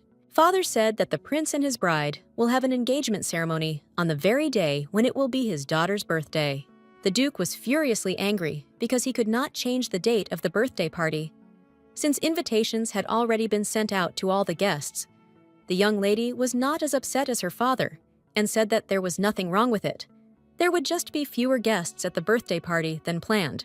The Duke told his daughter that she shouldn't worry about this problem ahead of time. He will do everything in his power to make the birthday the best one.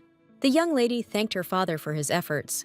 Later, different companies began to actively discuss how the celebration would attract more guests and who would go where.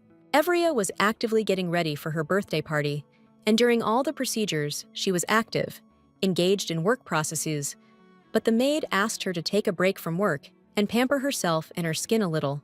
Evria looked at Emma and said her that she could take a break from caring for her skin and focus on her business, which was doing very well.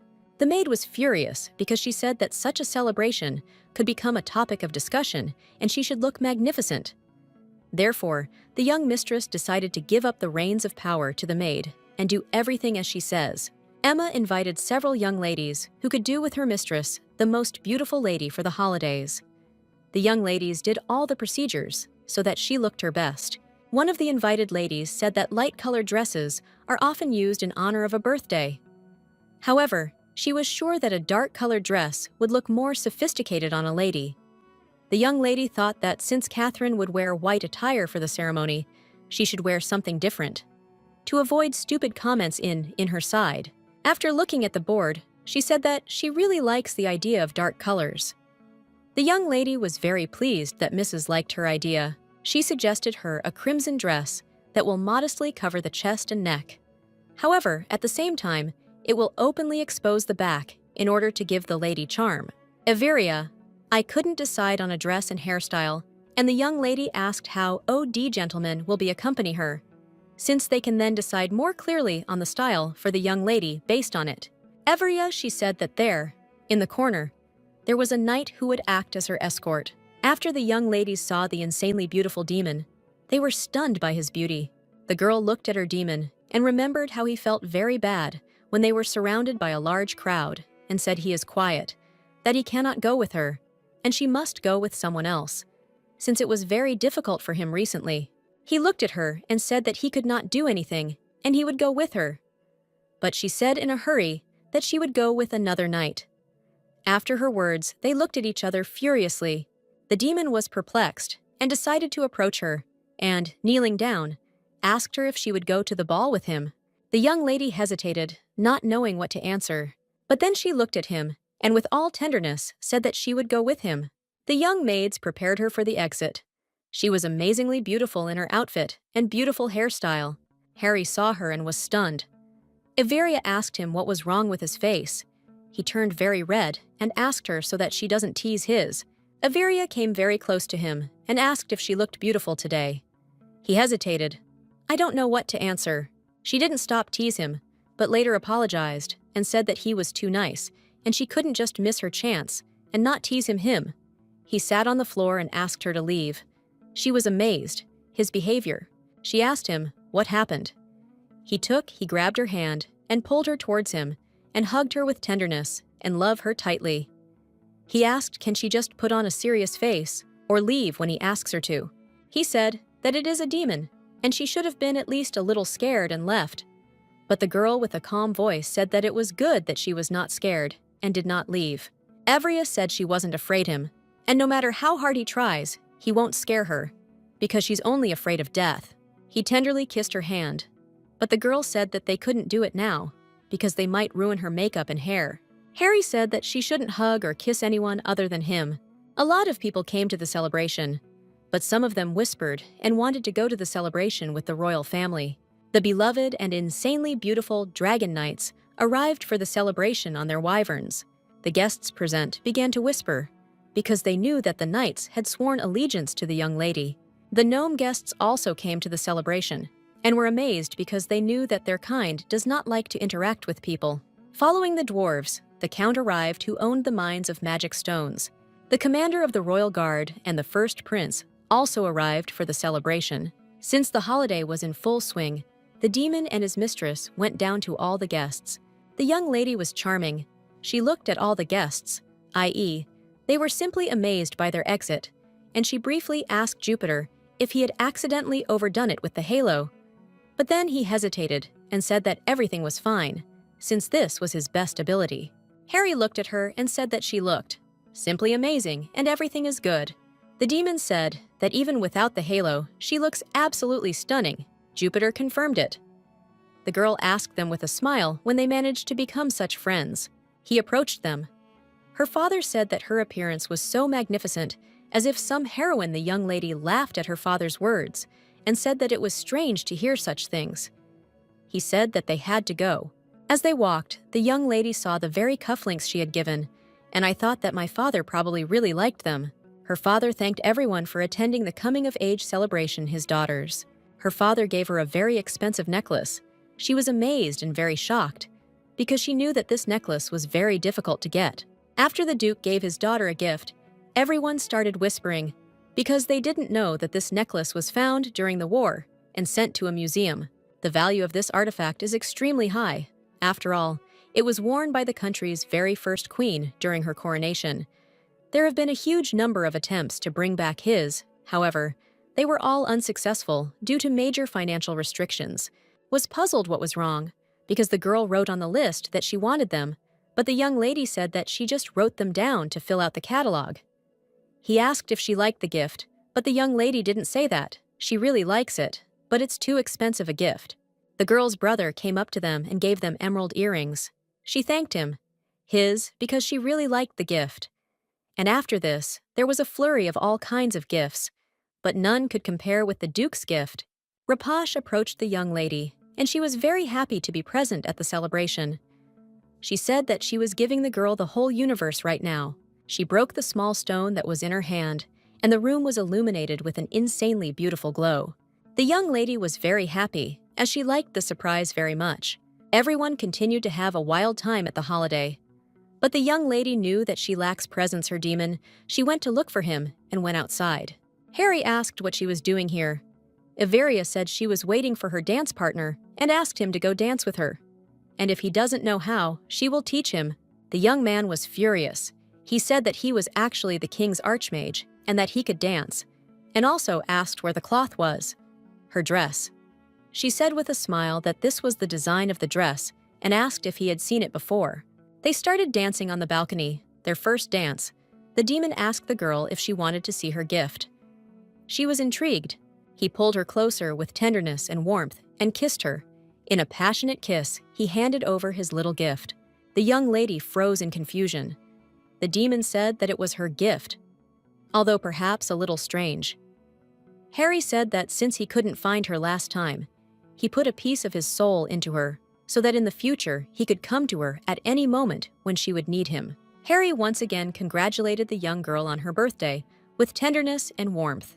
The young lady was a little embarrassed by such a gift and asked him why he was doing this only now.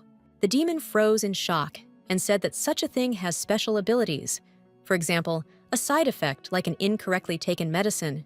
Evria was embarrassed and said that it must have been difficult for him to make such a choice. She thanked him for such an unexpected gift. The demon moved away from her a little and said that the soul particles exert some influence on each other, adding that if she gets hurt, he will get hurt too. But if he gets hurt, she will be fine. Evria looked at him and said that if she died, it would affect him. But the demon said she worried too much. But he said that he is strong and fatal wounds for people are nothing more than a normal scratch for him, and everything works a little differently since he does not lose his energy. But Averia was determined to give to him. His part of her soul screamed furiously that she did not accept his gift and wanted to return it. Harry was taken aback her statements and said that he would not take back what he had already given. Evria was angry with him and said that she didn't want him to become weak and vulnerable because of her. She knew that she would not live a long life, and he, who could live for thousands of years, would suffer because of her. She came up to him with lightning speed and kissed him. Him as she wanted him to take his part of his soul back. She screamed that she really couldn't take on such responsibility. For someone, the girl hurried to leave him. The demon asked where she was going. The girl said in a rage that she was going far away because she did not want to see such a stubborn demon. Less than 5 minutes later, the girl returned to the demon and asked for help. He was a little surprised and said that she had just left him. Iveria said that she has no time for their disagreements now. There is another reason for concern. Evria said that Sir El had a magic bracelet that revealed the presence of a magic sword. The royal guard wanted to check the girl's sword. She told her demon that if something unexpected happens, then we will pretend that she is overcome by weakness, and the demon must catch her, and take her to a secluded place. The young commander looked at the sword and said that it was sacred. Evria said that it couldn't be, and that it was just an ordinary sword, but he was sure, and said that his ancestors left behind countless sketches and drawings depicting exactly the same sword. Averia! I got a little nervous and laughed, saying that it was just an ordinary sword, and it looks very similar to the drawings. The commander said that if it's a normal sword, then it won't be able to destroy him right here, and promised to provide absolutely any sword the girl wanted as compensation. The girl looked at him and said that she's not very pleased about that her sword will destroy. But at the same time to her, it's even more unpleasant because there was a terrible misunderstanding between them. She agreed to be tested. The commander took his sword out of its sheath and swung it at the girl's sword to cut it, but unfortunately, only his sword cut it. Everyone bowed low over the girl, saying that she was the mistress of the holy sword. The commander said that their royal knights would certainly protect and always stand guard over the mistress of the holy sword. The commander leaned over the girl and took the sword away. When she took it, her reality was illuminated by a beautiful glow. She was in shock and told Jupiter to calm down and not do anything like that again. He said that in such a situation, it was necessary to make a spectacular appearance. The next day, everyone was furiously discussing the current situation, especially the crown prince. He was shocked and did not understand how all this could have happened. The young prince knew that with the appearance of the girl, he won't get the long-awaited crown his mother used to tell him, since he was a child to him, that he has no value without the crown. He did everything with furious zeal to get the crown into his hands. He even had to enter into an engagement with a young lady, but unfortunately, she was very dark, selfish, and incompetent, which did not give anyone the opportunity to love her. His thoughts were interrupted by the arrival of his beloved. She begged frantically he didn't get upset so much, because he was sure that everything would be fine. She said that maybe the girl wouldn't inherit his place. The young lady said that the very thought of the sword's owner becoming queen was absurd. He agreed with her and said that he had probably been too worried about it. Evria walked around and was furiously indignant about it. Because of the commander of the royal army, she can't leave the room now, as she has become very popular. Into Avery's room and said that they had big problems. "Evria," she asked in a calm voice, who was looking to meet her this time, since she already said that she is the owner of the holy sword. And after she showed him that she was feeling unwell and therefore could not accept anyone. Emma hesitated, but said that the king himself wished to see the lady. Harry and Jupiter wanted to raze the royal residence to the ground and make a small revolution so that their mistress would quickly become queen.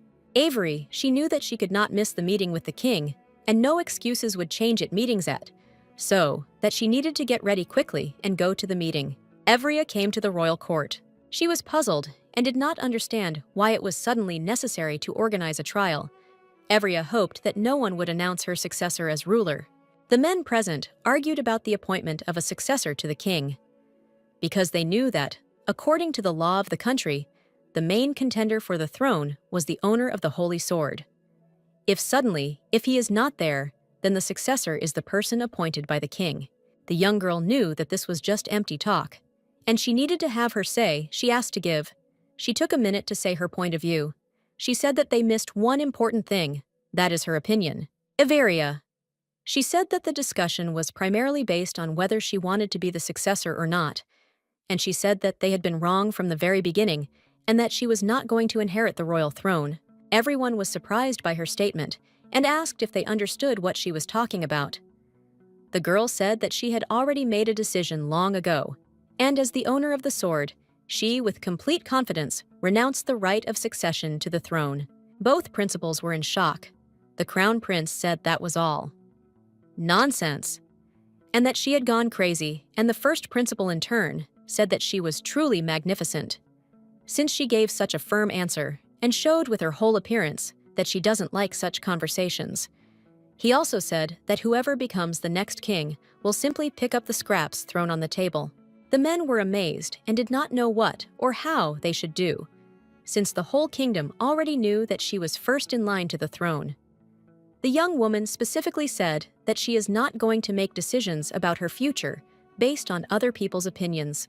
The king was pleased her words and said that she needed to personally appoint the next successor to the royal throne. He was confident that if the mistress of the Holy Sword personally chose the successor, then the people would eventually show understanding for the future king. The king told his youngest son to show all his skills and not to disappoint him, since he had chosen him as the heir to the throne. And he told his eldest son that if the younger one makes a mistake, so that he doesn't let him down him and prove to him that he was wrong in choosing a successor. Evria did not want to accept anything and agree with them, but unfortunately, she had no choice and had to appoint a new royal successor. The young girl thought that the person who was appointed as the successor would be pleased, and she simply wanted to cast lots and make a decision. The king told the young girl that there must be a worthy reason on the basis of which the true heir to the throne would be chosen, and he offered them both to pass the test. He offered to send them both as assistants to the estate of a young girl, and for her to evaluate their abilities. The young girl was shocked by the fact that she'll have to endure the presence of 2 young princes for 3 whole months. The king spoke to Cassian and said that he had no choice, and he did everything he could. He said that the prince had been appointed by him as the crown prince. He asked not to let him down to the throne, and his trust is to do everything in his power to get the crown. The young prince said that he was not afraid to compete with his brother, but he was bothered by the fact that the judge of their duel would be a woman. The king said that this was a very good opportunity to prove his strength to everyone, and it was a very good fact that that girl would be the judge because she was ready to do all this for him. This was a well-known fact, and relying on this, the king arranged such competitions. The king also said that the young man should take care of the girl, but first he should find out about the sapphires while he works as an assistant. The king said that they should get everything they could get their hands on and not miss a single opportunity. The baron greeted them with joy. He said that he had received an explanation from the girl, but would like to know a few details. The girl said that it's her fault, but the king's will. The baron was confused. He said that she was the owner of the holy sword, and she should have stood her ground. The girl said that she was not above the king and could not contradict him. The young girl and the baron prepared a lot of work for the young princes, since they did not have enough workers to sort out the documents. Evria said that in order to find out the Akim must be the king, and their heart they must know the heart of the people, and by analyzing documents, they will be able to personally take care of the well-being of the residents. The princes were shocked by the whole mountain of documents, and they asked what their deadline was for completing this task. Evria said that they have everything they need. There are 5 days. She added that now the inhabitants of the kingdom are more than ever waiting for help from their principals. Evria came to Rapashi. Ti met the girl with tears in her eyes. The lady was in shock and asked what had happened. The young lady said that because her father intervened in what was happening, he made life difficult for the young lady. Evria calmed the girl down, saying that nothing had happened and everything was fine. She just shouldn't have taken the sacred sword with her to begin with, and on the contrary, it was even for the best that her secret was revealed, and now she can fear nothing. Evria came and saw 2 princes lying on the floor, and all the documents were scattered around them. She was surprised by such a sight. The baron said that they managed to finish sorting through the documents in 4 days and immediately fell asleep. The young lady was in shock because she had deliberately given them such a large amount of work that they could only handle it in 5 days. One of the princes said that this is not work at all, some kind of nonsense, and they dealt with it very quickly. Everia asked, does he really think so?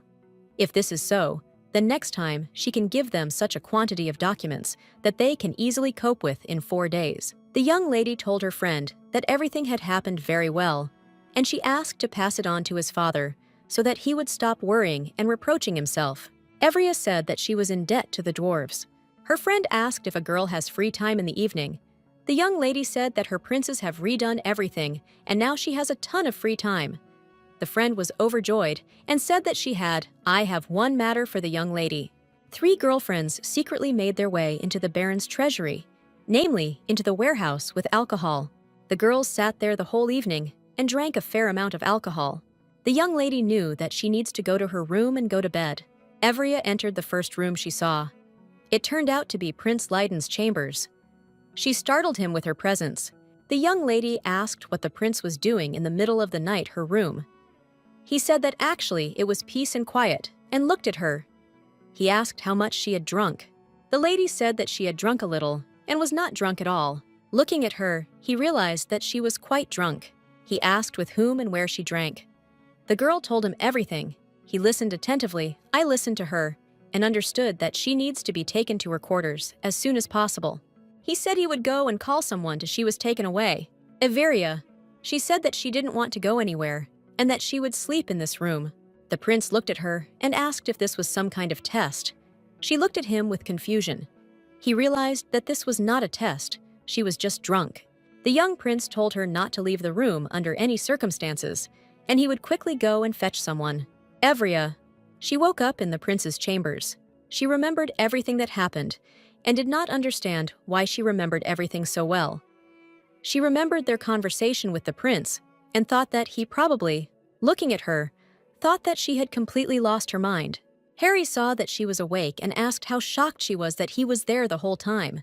He asked if, since she recognized him, she might start recognizing other people in her circle. He was furiously angry with the girl. She asked what happened, because she remembered that she simply fell asleep in the prince's room. He was angry and shouted at her. He said that he should be asking what exactly happened to her. The girl asked. That she became friends.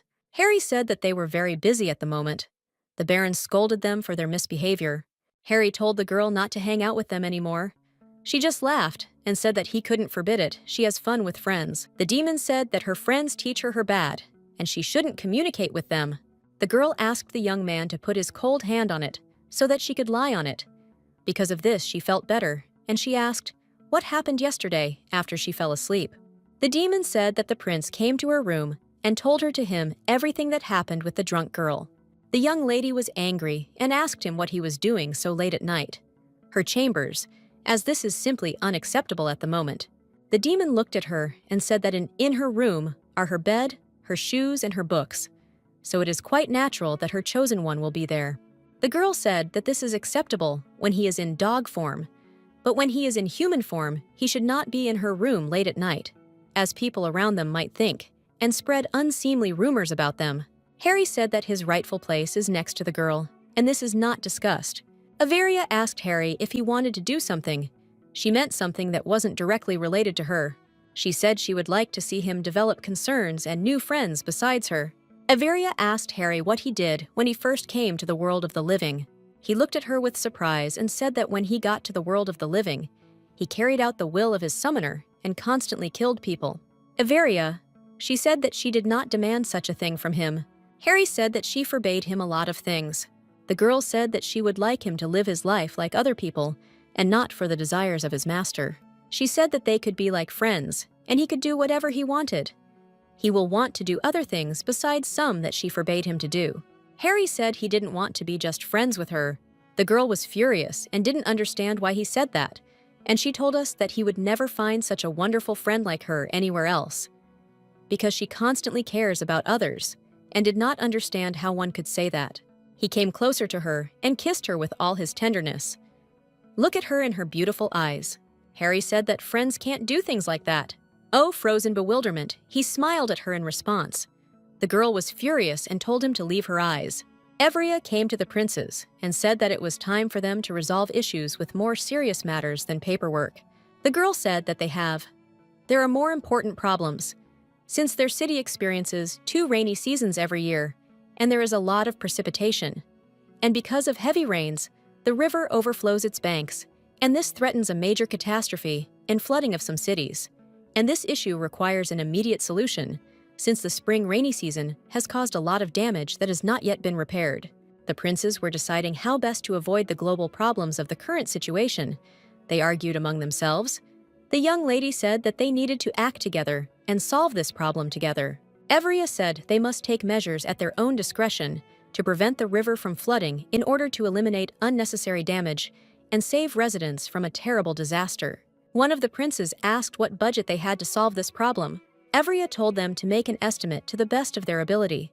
She knew that it would not be easy for them to come up with a plan that would convince the Baron of the effectiveness of the actions. The girl wished them good luck and immediately left them. Evria, I discussed information from the prince with the Baron, but the crown prince didn't bring anything. The girl was a little puzzled. Evria asked the Baron for forgiveness for the destruction they had caused. His warehouse. He said everything was fine. She doesn't need to apologize. She said she wants to make a deal with him where she'll replenish her supplies. His pantry. The Baron flew into the hostess's room and said that the rainy season had begun, and they had a lot of problems. Averia was shocked, as it was summer. It's not over yet. And they didn't expect the rains to come so early, because she knew that the rainy season falls in the fall or spring. Oh, I thought she had it. There was still enough time to solve the problem with the rains. But unfortunately, it was not so, and she knew that the embankment's not finished yet, just like the dam. The Baron told the girl that the Knights of the Ice Order were building a temporary dam using wiverts, but there is a lot of pain and a serious problem. The princes chased after them in a hurry and asked what had happened. The young lady said that she had no time to explain, so they should go with them. They agreed and went to help their friends. They arrived at the scene, and the girl saw with her own eyes the full scale of the disaster. She did not know what to do. The Baron said that she had to make a choice, because if they don't focus on one direction, they will lose both. The young lady knew that she had to make a choice between a settlement with people or the Black Forest, where they mined acacia to later make stones. Evria told them to leave the forest and save the settlement with people. Later it will come down and give instructions on what they need to do. Harry came to her aid. She asked what he was doing here. Didn't he fly on a wyvern and asked it gets to work faster? He looked at her and said that if she asks him, he can save both places. The girl looked at him with confusion.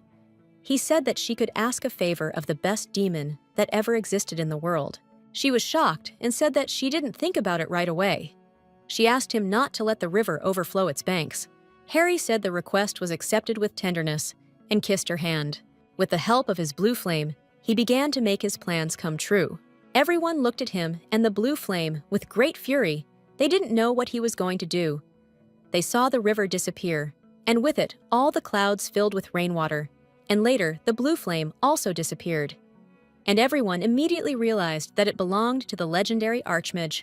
Ever as she joyfully rushed to her savior, the girl said that he looked very pale. He hugged her, holding her in his arms, and told her not to worry. Everything was fine with him. He said that he was pale because he used too much magic power. After everything that had been done and said, he collapsed on the girl, having lost all his strength.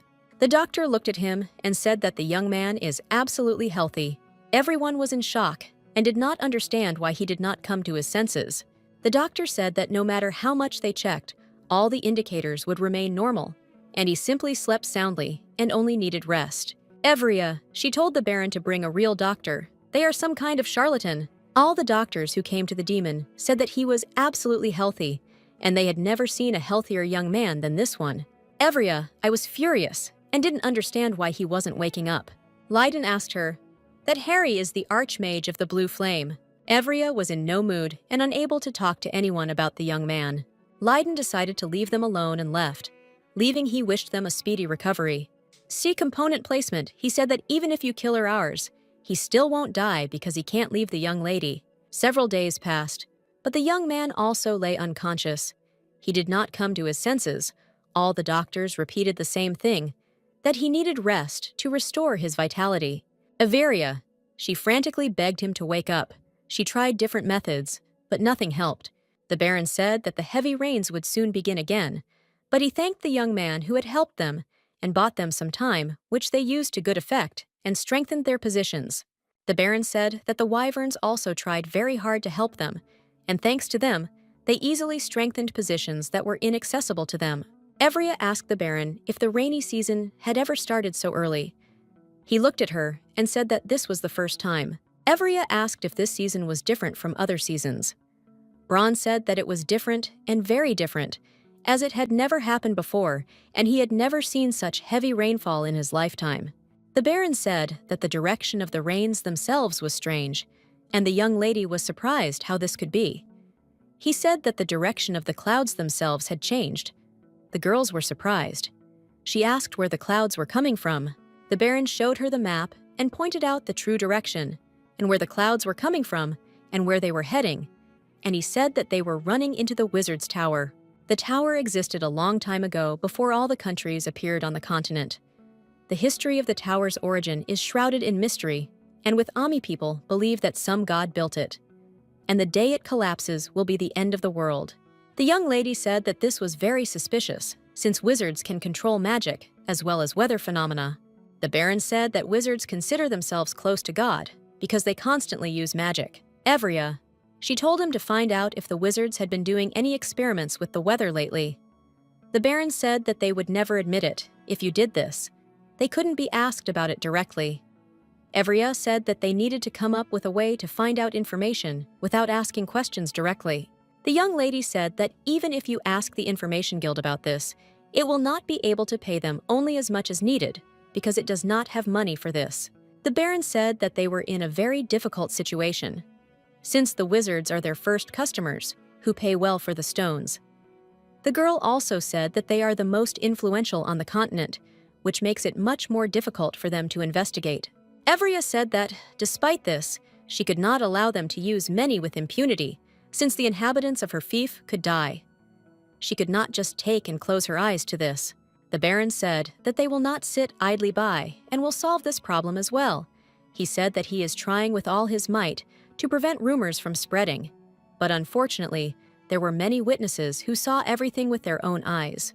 Evria said if he means what Harry did with the river, then they can't do anything and whatever happens will happen. The Baron said that these days they say that this is a true archmage. Others claim that he is a student of some wizard or a descendant. Evria asked the Baron what he thought. Which rumors are true? He said that the man is most likely either a descendant or a student of the wizard. Averia, she said with a smile that he should ask him. The Baron himself was a little surprised, because he wanted to hear the truth now. Evria thought Harry would like this question, because he wanted to talk about his power.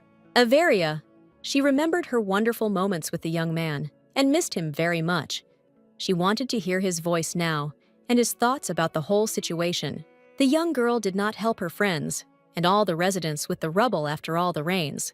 Leiden saw a girl and said that they told him that she was looking for him, however, and he was surprised and asked what she was doing. Evria said she helps people repair damage caused by the flood. The man was surprised that she came to the rescue and personally helped with the damage. He said that she constantly appears in an unusual light. Evria told the young prince that the Wizards Association was involved in what was happening. She said that until now, she only had suspicions. But if you dig deeper, they are definitely involved in this situation. He asked, how can he help? Averia said he could help with the help of his friend. Leiden got upset and said that she doesn't need him, but Luke. The girl said that she doesn't argue, but in any case, it will be much better for her when his friend helps him. He said with a grin that she had a gift for such situations. The girl just smiled and said that she often hears such words. He said that he became very curious about what was going on, so he would try to find out something, however. It would not be free. Evria, she was surprised, and said how much he will need money. He looked at her and said that she looked like he was extorting money from a small child, also adding that it was not her personal funds. The principal looked at her and said that he had written several proposals to the Baron, but he had refused them. So, he asks, I want to write together with him a list of suggestions that would suit me, Rooney A. Everia. She was shocked by his request and said that this was their test for qualification as a future king. The young prince said that he just wanted her to point out all the shortcomings and that he really needed her help. The girl looked at him and asked if he really wanted to ascend to the throne. The man asked her what answer she wanted to hear. The girl hesitated. Leiden said that if you voice your desire out loud, it will be regarded as treason against the crown. The young girl knew that when she read the book, the young man never showed a desire to ascend to the throne. He simply wanted to survive. Leiden said he didn't want to die. He asked, does he look pathetic? He said he wants to be a king, but he has no great ideals. He lives to live, and he never thought about living his life for other people. The young girl said she could help give him a couple of tips. Leiden said that he is sorry to end such a pleasant conversation, but they need to get back to work. Evria knew that at the end of the trials, she had to choose the king's youngest son, so that the kingdom would experience peaceful times. As the novel said, she knew that this was originally the right answer, and the tests were just a kind of pampering. The young lady sat next to her demon and looked at him sleeping. She gently touched his face and asked how long he intended to sleep so peacefully. She screamed furiously for him not to dare leave and to immediately charge herself. She asked him, simply begged him, to charge himself with her energy. Suddenly, he grabbed her by the hand and threw her onto the bed. She was shocked by this and only managed to pronounce his name. The young lady looked into his eyes and thought that he was not himself. She knew that he had already been in such a state that he could not see blood. The demon bit me on the neck. After she screamed his real name is, he woke up and came to his senses. He didn't understand what was happening. In front of him sat a girl whose eyes were filled with tears.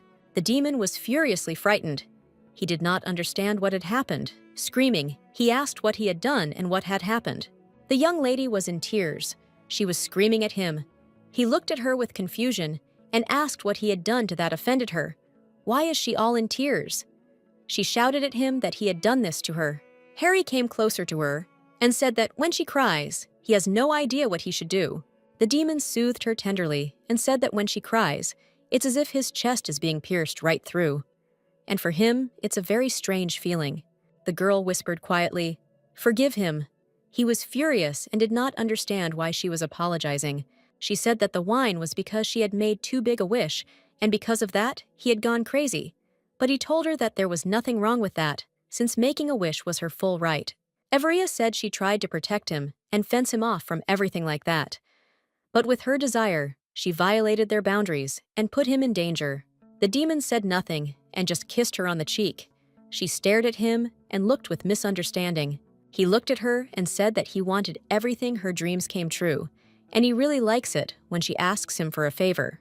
Harry said that now you want to do something that friends never do with each other. She looked at him, fascinated, and asked what he wanted.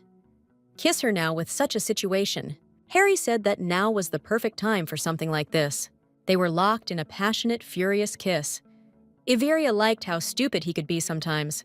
After the kiss, the girl said that now he was not as constrained as before when she kissed him for the first time. He was very constrained and seemed to have turned to stone.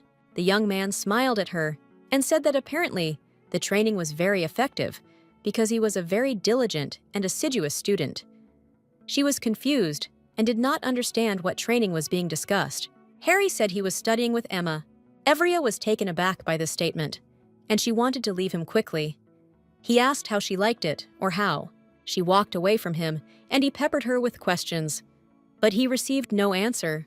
The girl gathered her courage and said that it was just her personal problem, and he shouldn't pay attention to it, and slowly walked away. She sat down on the floor, hugging her knees to her chest, and berated herself for misunderstanding his words. She thought she was just winding herself up. He was just a demon and nothing more. She thought she had worked herself up into thinking she was an unusual person for her demon. She was very ashamed of her behavior. The girl knew that she was simply a partner for the demons, so that he could remove his thirst for attraction.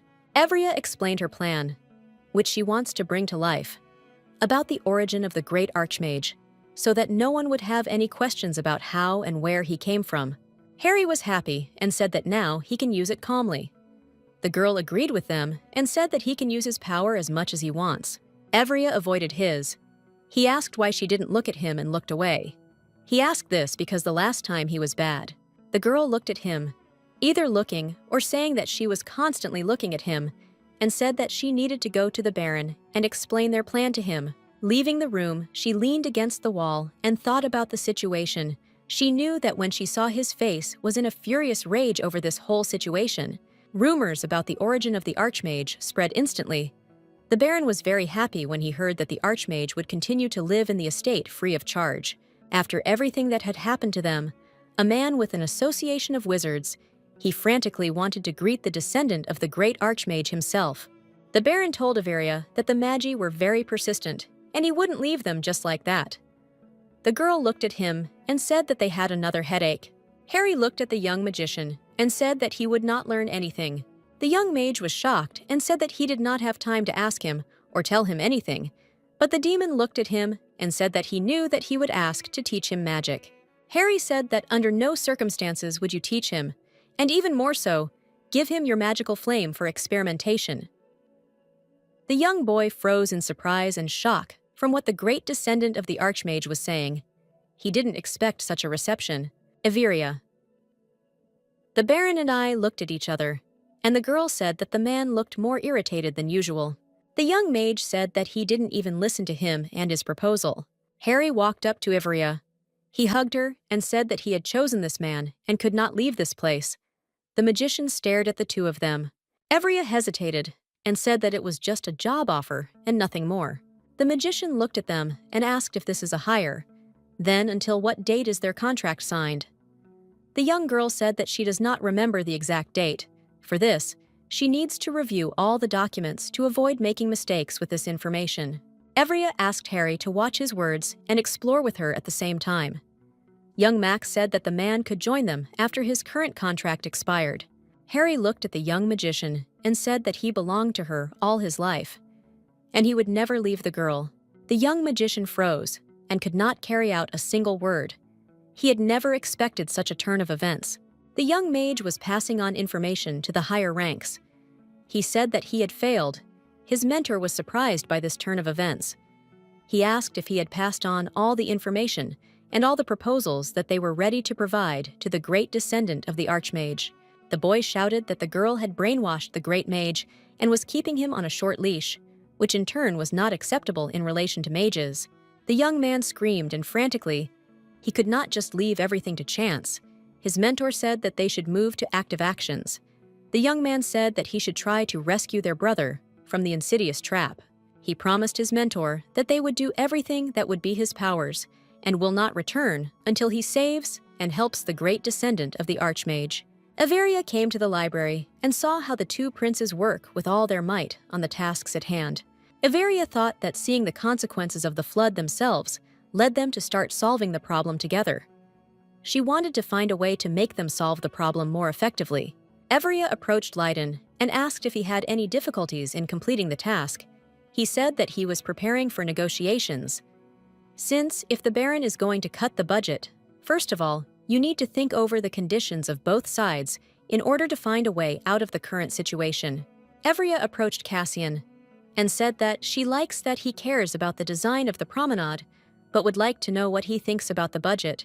The young girl had wanted to ask him about the budget for a long time, and since he hadn't taken it into account from the very beginning, this puzzled the young girl very much. Leiden. The very first thing I did was go to the Baron to find out what kind of resources were available on the estate, and in turn, the Crown Prince looked as if he had no intention of finding out such information. Looking at the lady, he said in all seriousness that the budget was not so important. Averia was puzzled by such an answer. She asked if he knew how much the construction would cost, since it would require purchasing all the building materials, and hiring workers also had to be taken into account. The prince said that she doesn't have to worry about anything because he asked for support from the center and received the money. Averia was a little surprised. Why did the center give them help? The prince said that sapphires were discovered here on this land, and this is a very important asset for the entire empire. And if the river overflows its banks, then in the end, everyone will suffer minimal damage. Using this argument, he convinced His Majesty of the necessary assistance. The girl thought about his words, because if the center provides its support, they will be able to save a lot of their budget. Averia asked what will happen if they are asked to provide the right to manage the fief as payment for their great help? The prince said that he had written a list of conditions in advance in order to come to a general consensus. The conditions stated that the rights to govern the fief should not be infringed upon. The girl looked with her eyes and could not believe what she was reading. Leiden was shocked and angry that his brother had bypassed him and asked his father for help. He said that everything was too easy for his brother, who looked at him and said that this method was not simplified at all. Leiden looked at his brother and said that he immediately asked His Majesty for help as soon as he received his assignment. The young man reproachfully said that it had never been difficult for his younger brother to see their father. Leiden. He was very upset and said that his efforts once again showed how stupid he was. The young prince left, leaving them to look after him in bewilderment. Left without a mother, the young prince gradually distanced himself from his father, who showed no interest in him at all. In return, the emperor surrounded his beautiful new empress and second son with love. The discrimination that had begun then continued to this day. Cassian, I'm used to receiving love and all kinds of support. Averia went after Leiden. Then he asked her if she considered him a capricious child who took out his anger on his younger brothers. Averia. She said that she never thought of him that way. He, in turn, said that he thought exactly the same as the young prince said. His brother took the easy way out, and he has no reason to be angry. Averia said that he had every right to be angry, and also added that she sometimes gets angry too. He was surprised and said that there is a holy sword and an archmage. She looked at him and said that this is not at all what she wanted. He was surprised and asked why she followed him. Averia said that it seemed to her that he was inflicted with another mental wound. He was surprised and said that he had no idea that she had such a kind disposition. Averia, she said that nothing like that, and she doesn't have a good character. He looked at her with a smile and said, didn't she come to console him? She said that in the eyes of others, they looked like close friends, so she followed him. He asked her in a surprised voice if it really wasn't like that. She looked at him and asked whether she should tell him the truth or what he will like it. He said that he is visited by a very strange feeling, as the most unapproachable girl has come to console him. Harry sat in the room and was furiously angry. He was waiting for Etheria to come, but she was gone for a very long time. When she came to her room, she saw the demon sitting on the bed. She hesitated and said that she still had things to do that needed to be finished urgently and hurried to leave. He blocked the way, not letting me leave the room, and asked if it was necessary. She had to deal with all the matters right now. The girl quietly whispered no.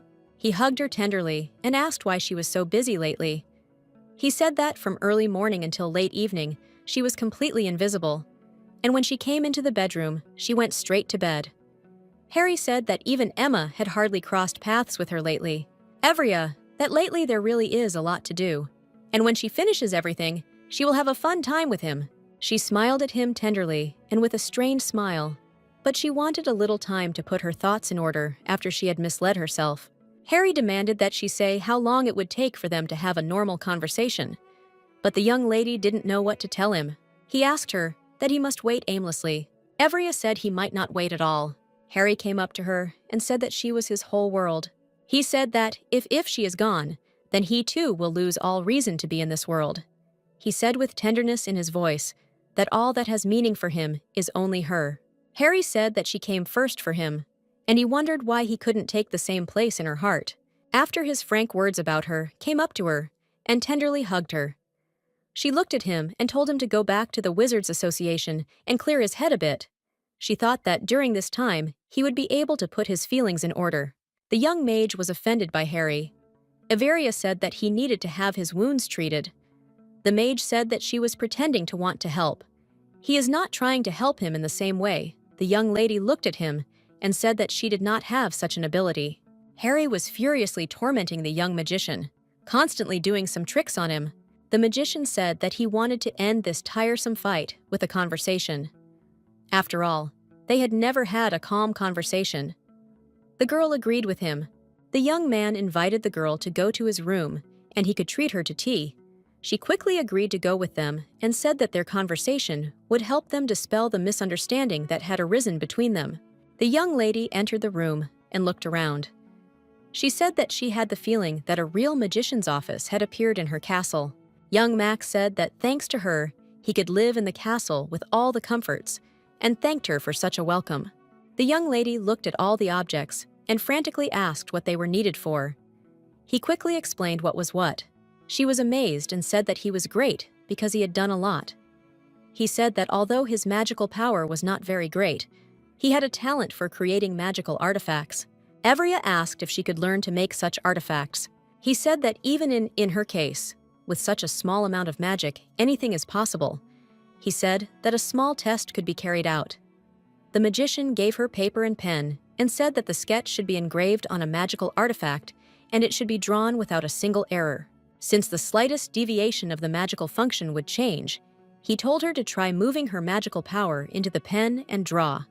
The young lady knew that she had no predisposition for art, but she decided to try anyway. Mac looked at the finished result and said that she did a pretty good job. Evria was surprised. The magician said that it was drawn a little awkwardly, but overall, she had abilities. The girl thought that perhaps this was a talent that the real owner of this body possessed. There is a high probability that this assumption is correct, since the hand was moving against it. Turns out that in the original work, the girl lives until the end of her days. She didn't know about her talent and continued to envy the abilities of others. Evria asked what she needs to do, something to learn how to make seals. Mag looked at her and said that first she needs to get a teacher. Evria said that she had never met a person who taught the creation of magical seals. The magician said that this was quite natural, since all the teachers were members of the association. Evria thought that she had a talent, or just a skill for drawing. The young magician did not want to focus on this issue, and decided to offer.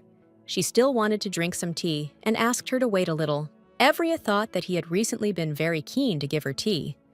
He came to her, and she said that she would be happy to have tea with him. Magician poured tea for the girl, and she brought it to his lips, and she wanted to quickly drink tea with him and sort out all the issues. He looked at her with anticipation as she prepared to turn over the cup to take a sip of tea. Logically, she felt uneasy and bowed to the side. Harry was on the roof of the building watching the sky. Emma came out and gave him the signal. Harry went down to her, and they walked together to a secluded place. He was glad to see them, with a frantic desire to start as soon as possible. He asked her if it was time for the lesson. Emma said that today she would open a new world to him, adding that the warehouse in the spare wing was empty and they could go there. As they walked to their destination, the demon thought to himself that he really likes the girl's ability to find empty places. The young lady said that he really had a huge topic to study today. She looked at him and with a smile told him not to think about running away when he saw this material. They quietly entered the empty room while no one was around. He said that he wanted to start as soon as possible. The girl obediently agreed. Emma said it was time to study Madame Louise's new book, a book called Flowers of Innocence. Emma said it was quite a scandalous work that had shaken the entire capital. Harry looked and said the title was a bit weak for the author. Emma said that the master always surprises with his original style of presentation. So, they are in for a surprise. She said that this piece is so stunning that it was called a rebellious book, and she managed to find this specimen with great difficulty. Emma hurried him and said that she wanted to start reading the most interesting rebellious book as soon as possible. The young demon agreed with her. Harry smiled to himself and said that he would study hard today and not miss a single chapter. After reading the book, they talked. The girl said that after she thought she was caught red-handed, he won't want to know her anymore. But she couldn't even imagine that in him she would find a like-minded person who shared her love for novels. The young man thought that it was very surprising that there was no such book in the demon world. Harry really wanted to please the young girl, but unfortunately, he was going crazy because he didn't know a specific way to do it, and so he decided to talk to the maid. Emma asked her new friend if he knew why their mistress had been looking so depressed lately. He was scared her question and said that he had done nothing. She stared at him in confusion and said that she had not asked if he had done anything.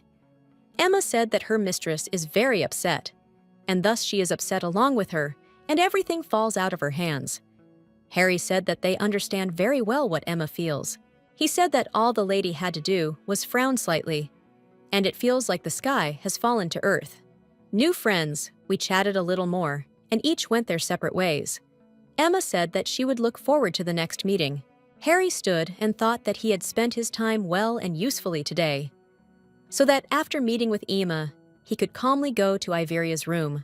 A young magician approached the demon and said that he was very poor and still wandering in the darkness.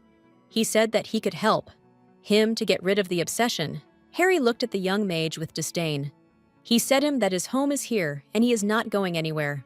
The young mage said that then the archmage could calm down since he decided not to try to persuade him anymore. Mag said that he decided to take everything, and that if a man cannot go on his own free will because of brainwashing, then he will destroy the original cause. The young man said that he didn't really want to kill the young lady. So, if he follows him, he will give the woman the antidote. The young man stood and thought that his desperate method works, and thought that when the man comes to himself, then I also want to thank him for what you did. Harry was furiously angry. He said that he could easily kill a person because it was very simple. Everia. She sat and did not understand where the noise in her head was coming from. She felt very depressed because of the frantic noise. But to her happiness, the noise suddenly disappeared, and it became unexpectedly quiet. She did not understand what had happened or where she was. Looking around, she saw a beautiful girl told her that they met again. The young beautiful lady asked the girl how she had lived all this time. Averia froze and with difficulty asked the yellow-haired girl who she was, and said that she did not remember them crossing paths anywhere. The young girl said that there are unbreakable rules. After the meeting, there is always a removal, so that in the natural order, she does not remember their previous meetings. The girl said that they first met during the plane crash. She said that, unfortunately, many people died then. The girl froze and looked at her with big round eyes, and the yellow-haired girl said that they could only meet when the girl was in danger of death. Everia. I hesitated and didn't understand how she could be in danger of dying. She was angry at the wizard and cursed him, threw away all his feelings. She realized that it was much more important who, that yellow hair your woman said that they had already met before she became the heroine of the book. The yellow-haired girl approached Averia and told her not to worry as she would soon return back to her demon. Averia froze in surprise. She asked the woman if she recognized Harry. She said that he was a very famous and special demon. The woman said that she was not a human, but a sun goddess, and also said that the girl owned her heart. The ring received during the Uriel festival was also given in a past life. Averia asked her why she did this to her. The goddess said that the girl was a suitable person who was given the ability to return her heart to its rightful place. She said that a long time ago a man visited her and begged to borrow he won't be around for long her heart. Having played pranks on her, she fulfilled her request. But unfortunately, she did not return and ran far, far away, lost. The goddess could only follow her trail with her heart and strength, so she found another way. The goddess said that she had called her representative into this world, who was supposed to find her heart. The goddess told Avery that this was not a world inside the book at all, but another real world. Averia recalled that fateful moment when she was getting ready for a business trip. Then she took a book with her and frantically studied it. Averia asked where she got her ring from, since she had never bought it or received it as a gift. The goddess said that she had given her the world in advance, so that she would not be too shocked later. He gave the information in the form of a novel for easy reading. They had just started chatting when suddenly the goddess said that their time had come to an end. She said that when the girl returned back to the world, she would completely forget about their conversation since the restrictions imposed by the goddess were still in effect. Averia was shocked and asked how she was going to get her heart back then. The goddess told the girl that she doesn't need to worry and can simply calmly follow her chosen path. Averia woke up in her room on a bed. Next to her, she saw her beloved demon, who was tenderly holding her hand, and asked if everything was okay with her. Averia said that she drank tea with a very wonderful aroma. Harry looked at her and said that little Mac added poison to it. Harry said that he managed to get the antidote, albeit a little late, since the young magician realized his irreparable mistake. Averia looked at the body that was lying in the corner and asked if the magician was dead. The man said no, because she herself said that he shouldn't kill people. He would just help us a little to understand where he went wrong. Averia told the man to first call a doctor, and he asked what hurt her. She said that he shouldn't worry. Everything was fine with her. The doctor came and examined the young magician. The girl asked how much time it would take him to fully recover. The doctor said that he will have to stay in bed for at least a month. I realized that if he doesn't get in touch for a whole month, the Wizards Association will suspect something is wrong. She asked the doctor if the young boy could talk. The doctor said that most likely in a week, he will come to his senses. The man asked the girl what happened to the young boy. He wanted to know what kind of beast attacked him. The girl asked him to keep a secret what happened to the wizard. He said that he would remain silent and would not tell anyone anything. Harry asked Averia why she decided to cure the young wizard, since he was going to deal with her. Averia said that she couldn't let the other side look like a victim, so she couldn't let him die. But the man said that the blame lay entirely on him, so she need not worry. Averia, she said that she didn't want to give another reason for nitpicking, and she needs to avoid annoying people. Harry followed Averia everywhere. She screamed at him to stop following her. Averia knew that he was now behaving in the same way as after the kidnapping incident, and would again work in a hyper-protective mode, and she'll just have to come to terms with it. Averia saw that the young magician Gerald had woken up.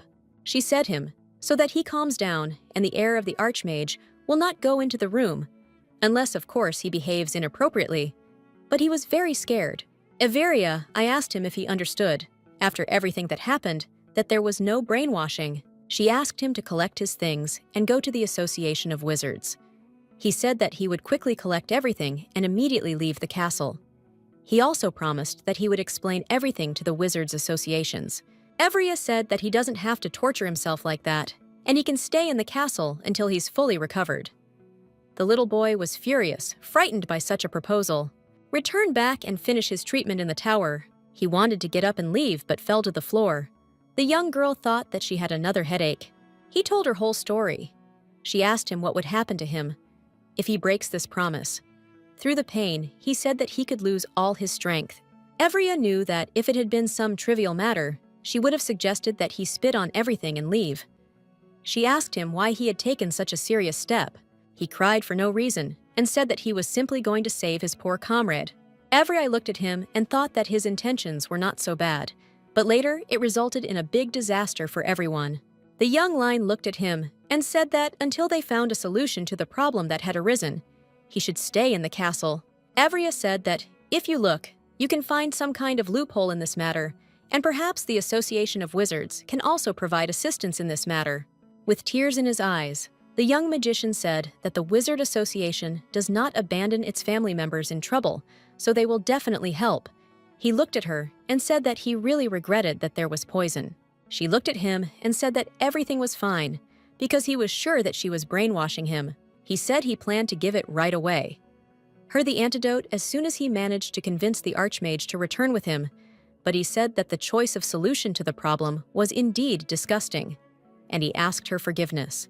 Harry was angry and shouted that he was against the young wizard staying in the castle. He did not understand why the girl was defending him so fiercely. Evria said he would be in the castle, and it was non-negotiable. Evria asked him to calm down with a smile on her face. Evria looked at Gerald and said that she would just give him a roof over his head. Gerald said that he could ask the Wizards Association for as much money as she needed. Everia said that she was not interested in money, and he could forget about them. She said that she would like to master the method of producing magical artifacts.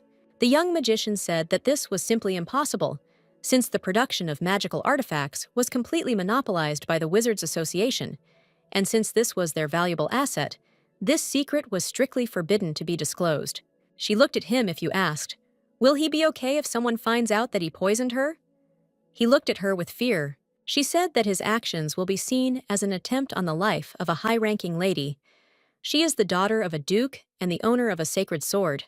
She added that the situation might even result in a conflict between the royal family and the Wizards Association. He didn't understand until that moment what he had done. He said that he should contact the Wizards Association. Evria knew that she doesn't care what the Wizards Association answers, like that. If the answer is positive, they will be able to produce their own magical instruments. And if the answer is negative, they will be able to simply lure away a young talented mage abandoned by the association. The girl knew that no matter what happened, she would definitely come out on top. The Wizards Association quickly gave their answer. However, the way to solve the problem that had arisen turned out to be very unexpected. They said that they could not reveal the secret of this art, but in return, they would send 2 of their specialists to them, and they would remain in the castle until the young mage found a way to eliminate the imposed ban. Evria said that the problem with the ban could be solved in the shortest possible time. Then their specialists should stay in the city for at least a year.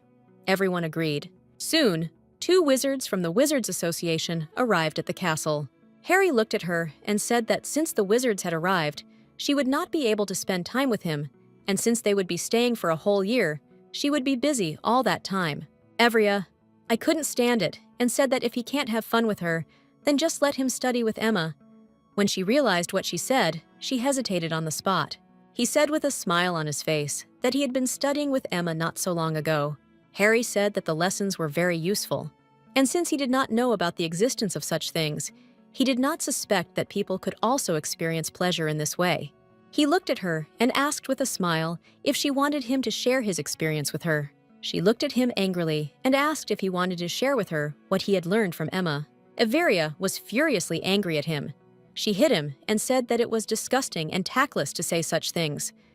If it is normal for demons, then it is indecent to say such things in public. Harry said that he did not understand why she was talking about it like that, since Emma had told him to study hard so that he could please the mistress in the future. Emma came out to their office because she heard her name. The demon was there once, that she came. Harry asked Emma if he was allowed to talk about what they had been doing. Emma, shocked, asked him what he told her. The girl was shocked by what he told the lady everything. She said that he didn't the only one who will get a scolding from the mistress. Emma asked the lady for forgiveness, but the young girl said that she doesn't need to apologize and she is not to blame for this situation. Emma said she wouldn't do that again. Averia. She said that she didn't care what they would do. Emma frantically asked her mistress for forgiveness for reading erotic novels during working hours. Emma revealed that Harry had been caught reading a novel, but she said she would keep her hobby a secret if she gave him to read a book. And now, your fellow novel reader. Evria was in shock. Emma said that she loves reading erotic novels. Evria asked Harry if he had kissed anyone other than her.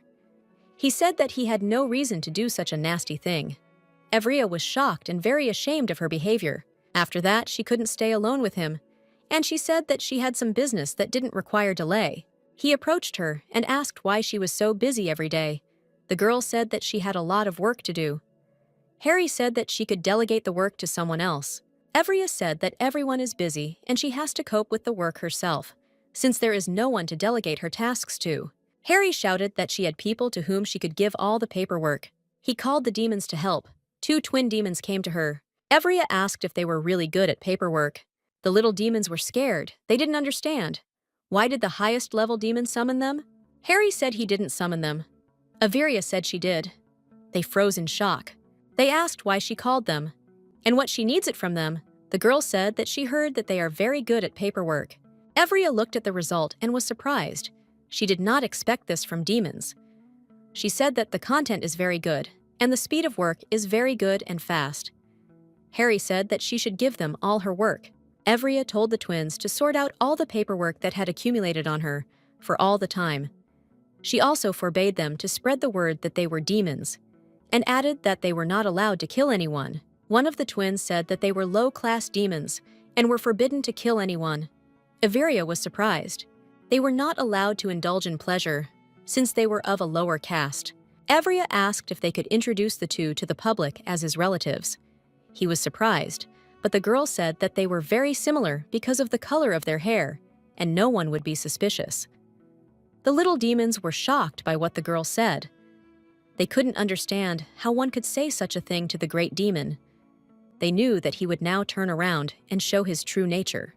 Harry said that if Evria wants it, then he doesn't mind. The demons did not understand what was happening. They knew that bloodshed was about to begin.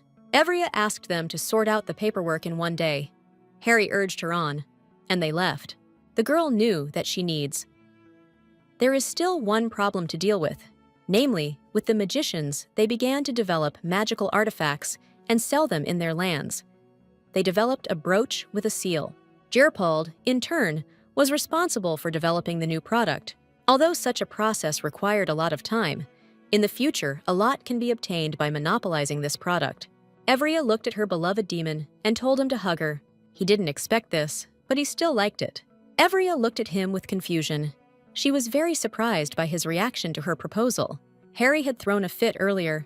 He said she should spend time with him. Evria said she couldn't help it. She had some assignments to complete. Evria said that this was the last thing she would do today. Harry offered to help her finish it quickly. She asked what magical artifacts he would like to have with him. He looked at her and said that he wished he had a magical artifact that would help him get rid of her work. He said he wanted to have an artifact that would show her location. Evria liked his idea. She asked him to keep talking. He told her his ideas, and she, in turn, furiously wrote down all the information. She finished writing. Evria said that his stories about the objects of the demonic world helped her a lot. Harry asked the girl if she had finished all her work. Evria said she was finally done.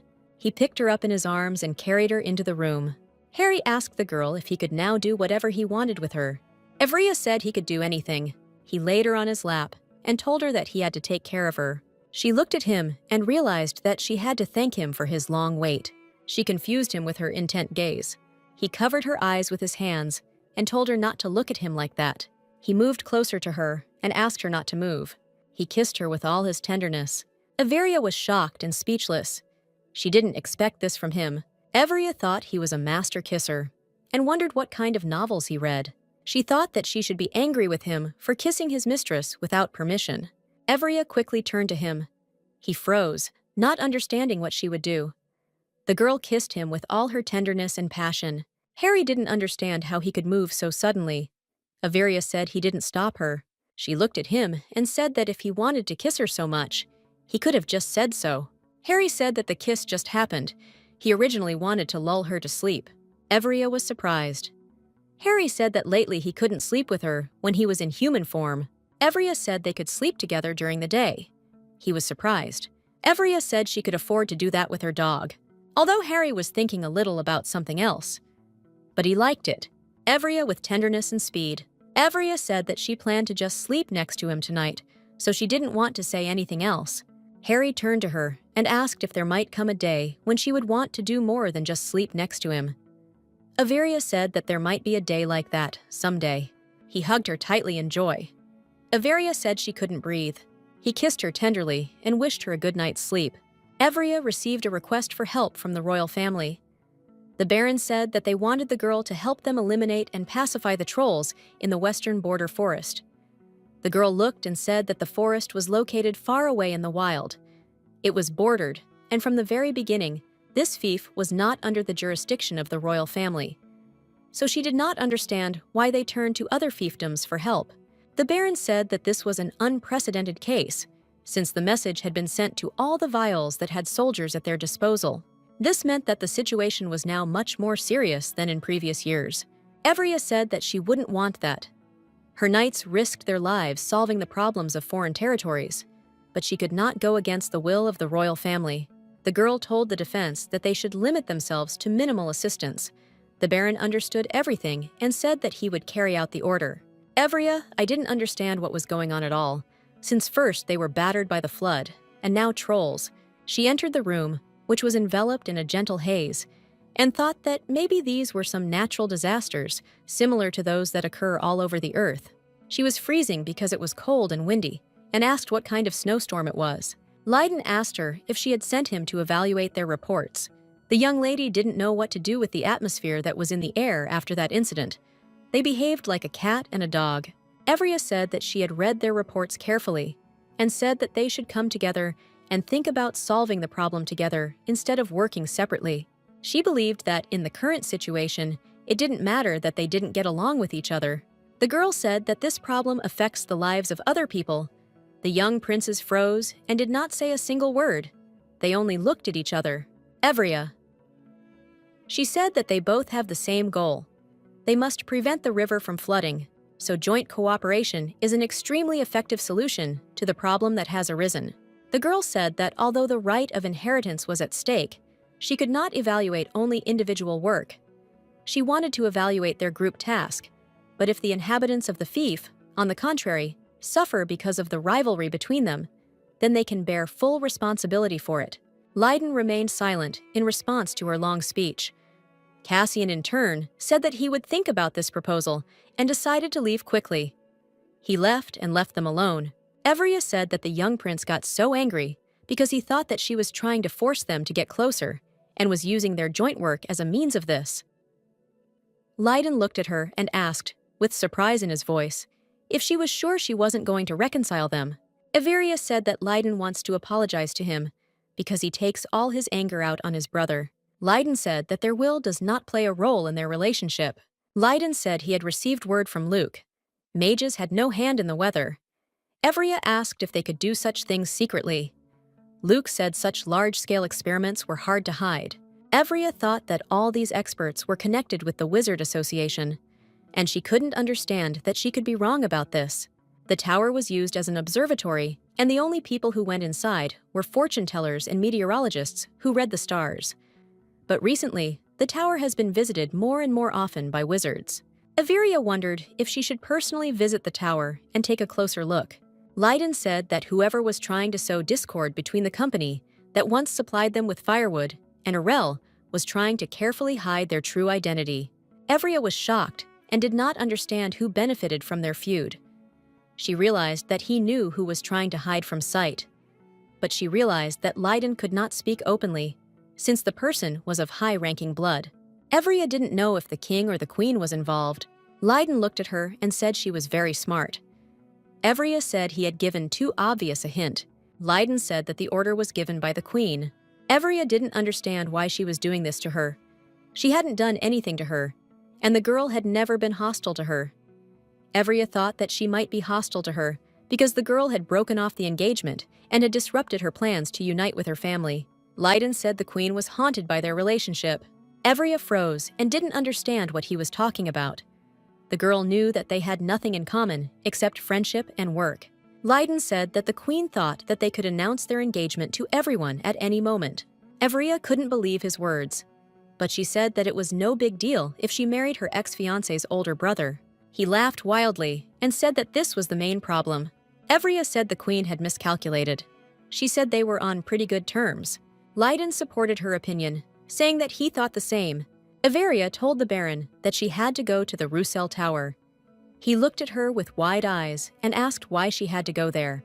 Evria said she had heard rumors that wizards had become frequent visitors there lately, and she thought it looked very suspicious. The Baron said that it was too dangerous to go there personally. Evria was surprised by the fact that the Baron was worried about her safety. She said that she was deeply touched. The Baron said that if something happened to her, there would be no one else to cope with the pile of work. Evria took only 10 people with her, from her own cavalry of knights and her beloved demon. Evria didn't want to take Sir Lionel. The Baron said that he was first in all categories, since he had 100% mastery. Evria was shocked, but she still agreed with the list of candidates, and she said that as soon as they saw off the detachment, she would set out. Emma came and said that the ordered gifts were ready. The Baron was surprised. He asked if the lady was going to give gifts to the knights who were going on a campaign. He looked closely and said that at first glance it was a pendant for a sword. Emma said that the pendants were enchanted to keep the sword clean and tidy. The Baron looked and said that only their mistress could make a practical thing out of the pendant. Emma was shocked by the idea, as she really liked the idea. On the day of departure for the expedition, the girl gave them gifts. They were not overjoyed. Everia could not even imagine that there would be such a reaction. The more the lady spoke, the more excited the knights became. And at some point, there was even a small commotion. Evria saw them off. As they flew away, they shouted that they would accomplish a great deed and leave all the laurels to their mistress. Evria said with a smile that she did not need any laurels. Everia said with relief that they could now prepare for their trip. Harry was so upset. He shouted after her that the girl couldn't just leave, and there was a reason why he was so sad. Evria asked him what had happened. He held out his hands to her and asked why she was not giving him a gift. Everia came up to him and said tenderly that she had prepared the pendants as they were going on a hike. Harry said that he wanted her to give him something too. After all, he himself gave away a part of his soul. Everia apologized to him and said that she had nothing that she could give him. She asked the demon if such a trinket had any significance. He said that it had significance for knights. Evria said it doesn't matter to her, since he's the only one who can hold her hand and sleep in the same bed. Everia kissed him, making it clear that he was the most important thing in the world to her. She asked him if he felt left out after all this. Harry said he was happy with everything. Evria thought that it would be better if she prepared some kind of gift for him. Evria asked when his birthday was. Evria said he gave her a birthday present, so she wants to do the same. He said that his birthday was tomorrow. Everia was shocked and asked again several times. He confessed that his birthday was on the first day of winter. Evria was happy and thought that she still had a lot of time to prepare a good gift. They arrived at the wizard's tower on a wyvern. Evria admired the tower. It was truly beautiful and very tall. Everyone was shocked that they had arrived at such a monster. But Evria calmed them down and said that they had nothing to be afraid of.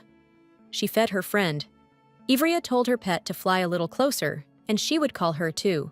The wizards looked at them, and after some thought, they realized who was in front of them.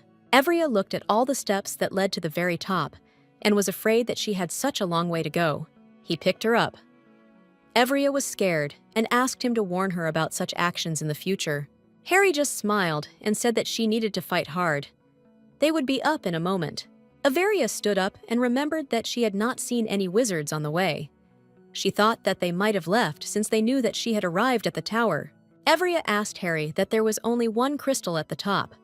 Jupiter said that it was the heart of the sun god who created the world, kept the balance of the continent, broke his heart into 5 parts, and placing them all over the continent, one of these places became the tower. Evria came closer and asked what the minimum distance was to be near such a powerful stone. They came close and didn't understand. Why doesn't the powerful stone protection work? Harry pushed the stone, breaking it. His! The girl screamed furiously that he had gone mad. She asked why he had broken the stone, and she could not understand why she could not change it. But Harry, even in a calm voice, said that it was only a fake copy of the stone. The demon said that the real stone would not break so easily. Evria could not believe it and wondered where the real stone was. She knew that someone had stolen the stone on purpose. Evria realized that all their troubles lately were not a coincidence. She knew that everything was connected, and she was afraid that it could only get worse. Everia told Harry that they needed to go to the Wizarding Association immediately. The girl knew that the association did not have a single person they could trust, so they needed to get them out into the open. They landed, and the wyvern slammed its tail furiously against the ground. Harry said that's what he usually does, and he said that she herself seemed to say that you need to avoid conflict situations and not look for adventures. Fire said that they were here precisely to force a fight, because it was because of the wizards that many people suffered. And besides, this was not the only misdeed of the association. Harry looked at her and said with a smile that he liked it when she appeared before him in such a wild form. The wizards ran up and saw who was in front of them. They introduced themselves in all their glory. The head of the association wizard said that the owner of the Holy Ball decided to boldly and energetically knock on their doors. However, if she had calmly entered through the main gate, they would have met them with triumph. Averia said that she had bad memories of being in the wizard's territory, and so she thought it would be better this way. Evria said that she recently visited the Roussel Tower and saw a magnificent painting there. She also added that their wizards often visit that place. The chief wizard asked his colleagues to leave them alone with her lady. He looked at her and said that since she had come to them, she knew that the stone was a fake. Averia was shocked that he was so quick to admit that the stone was not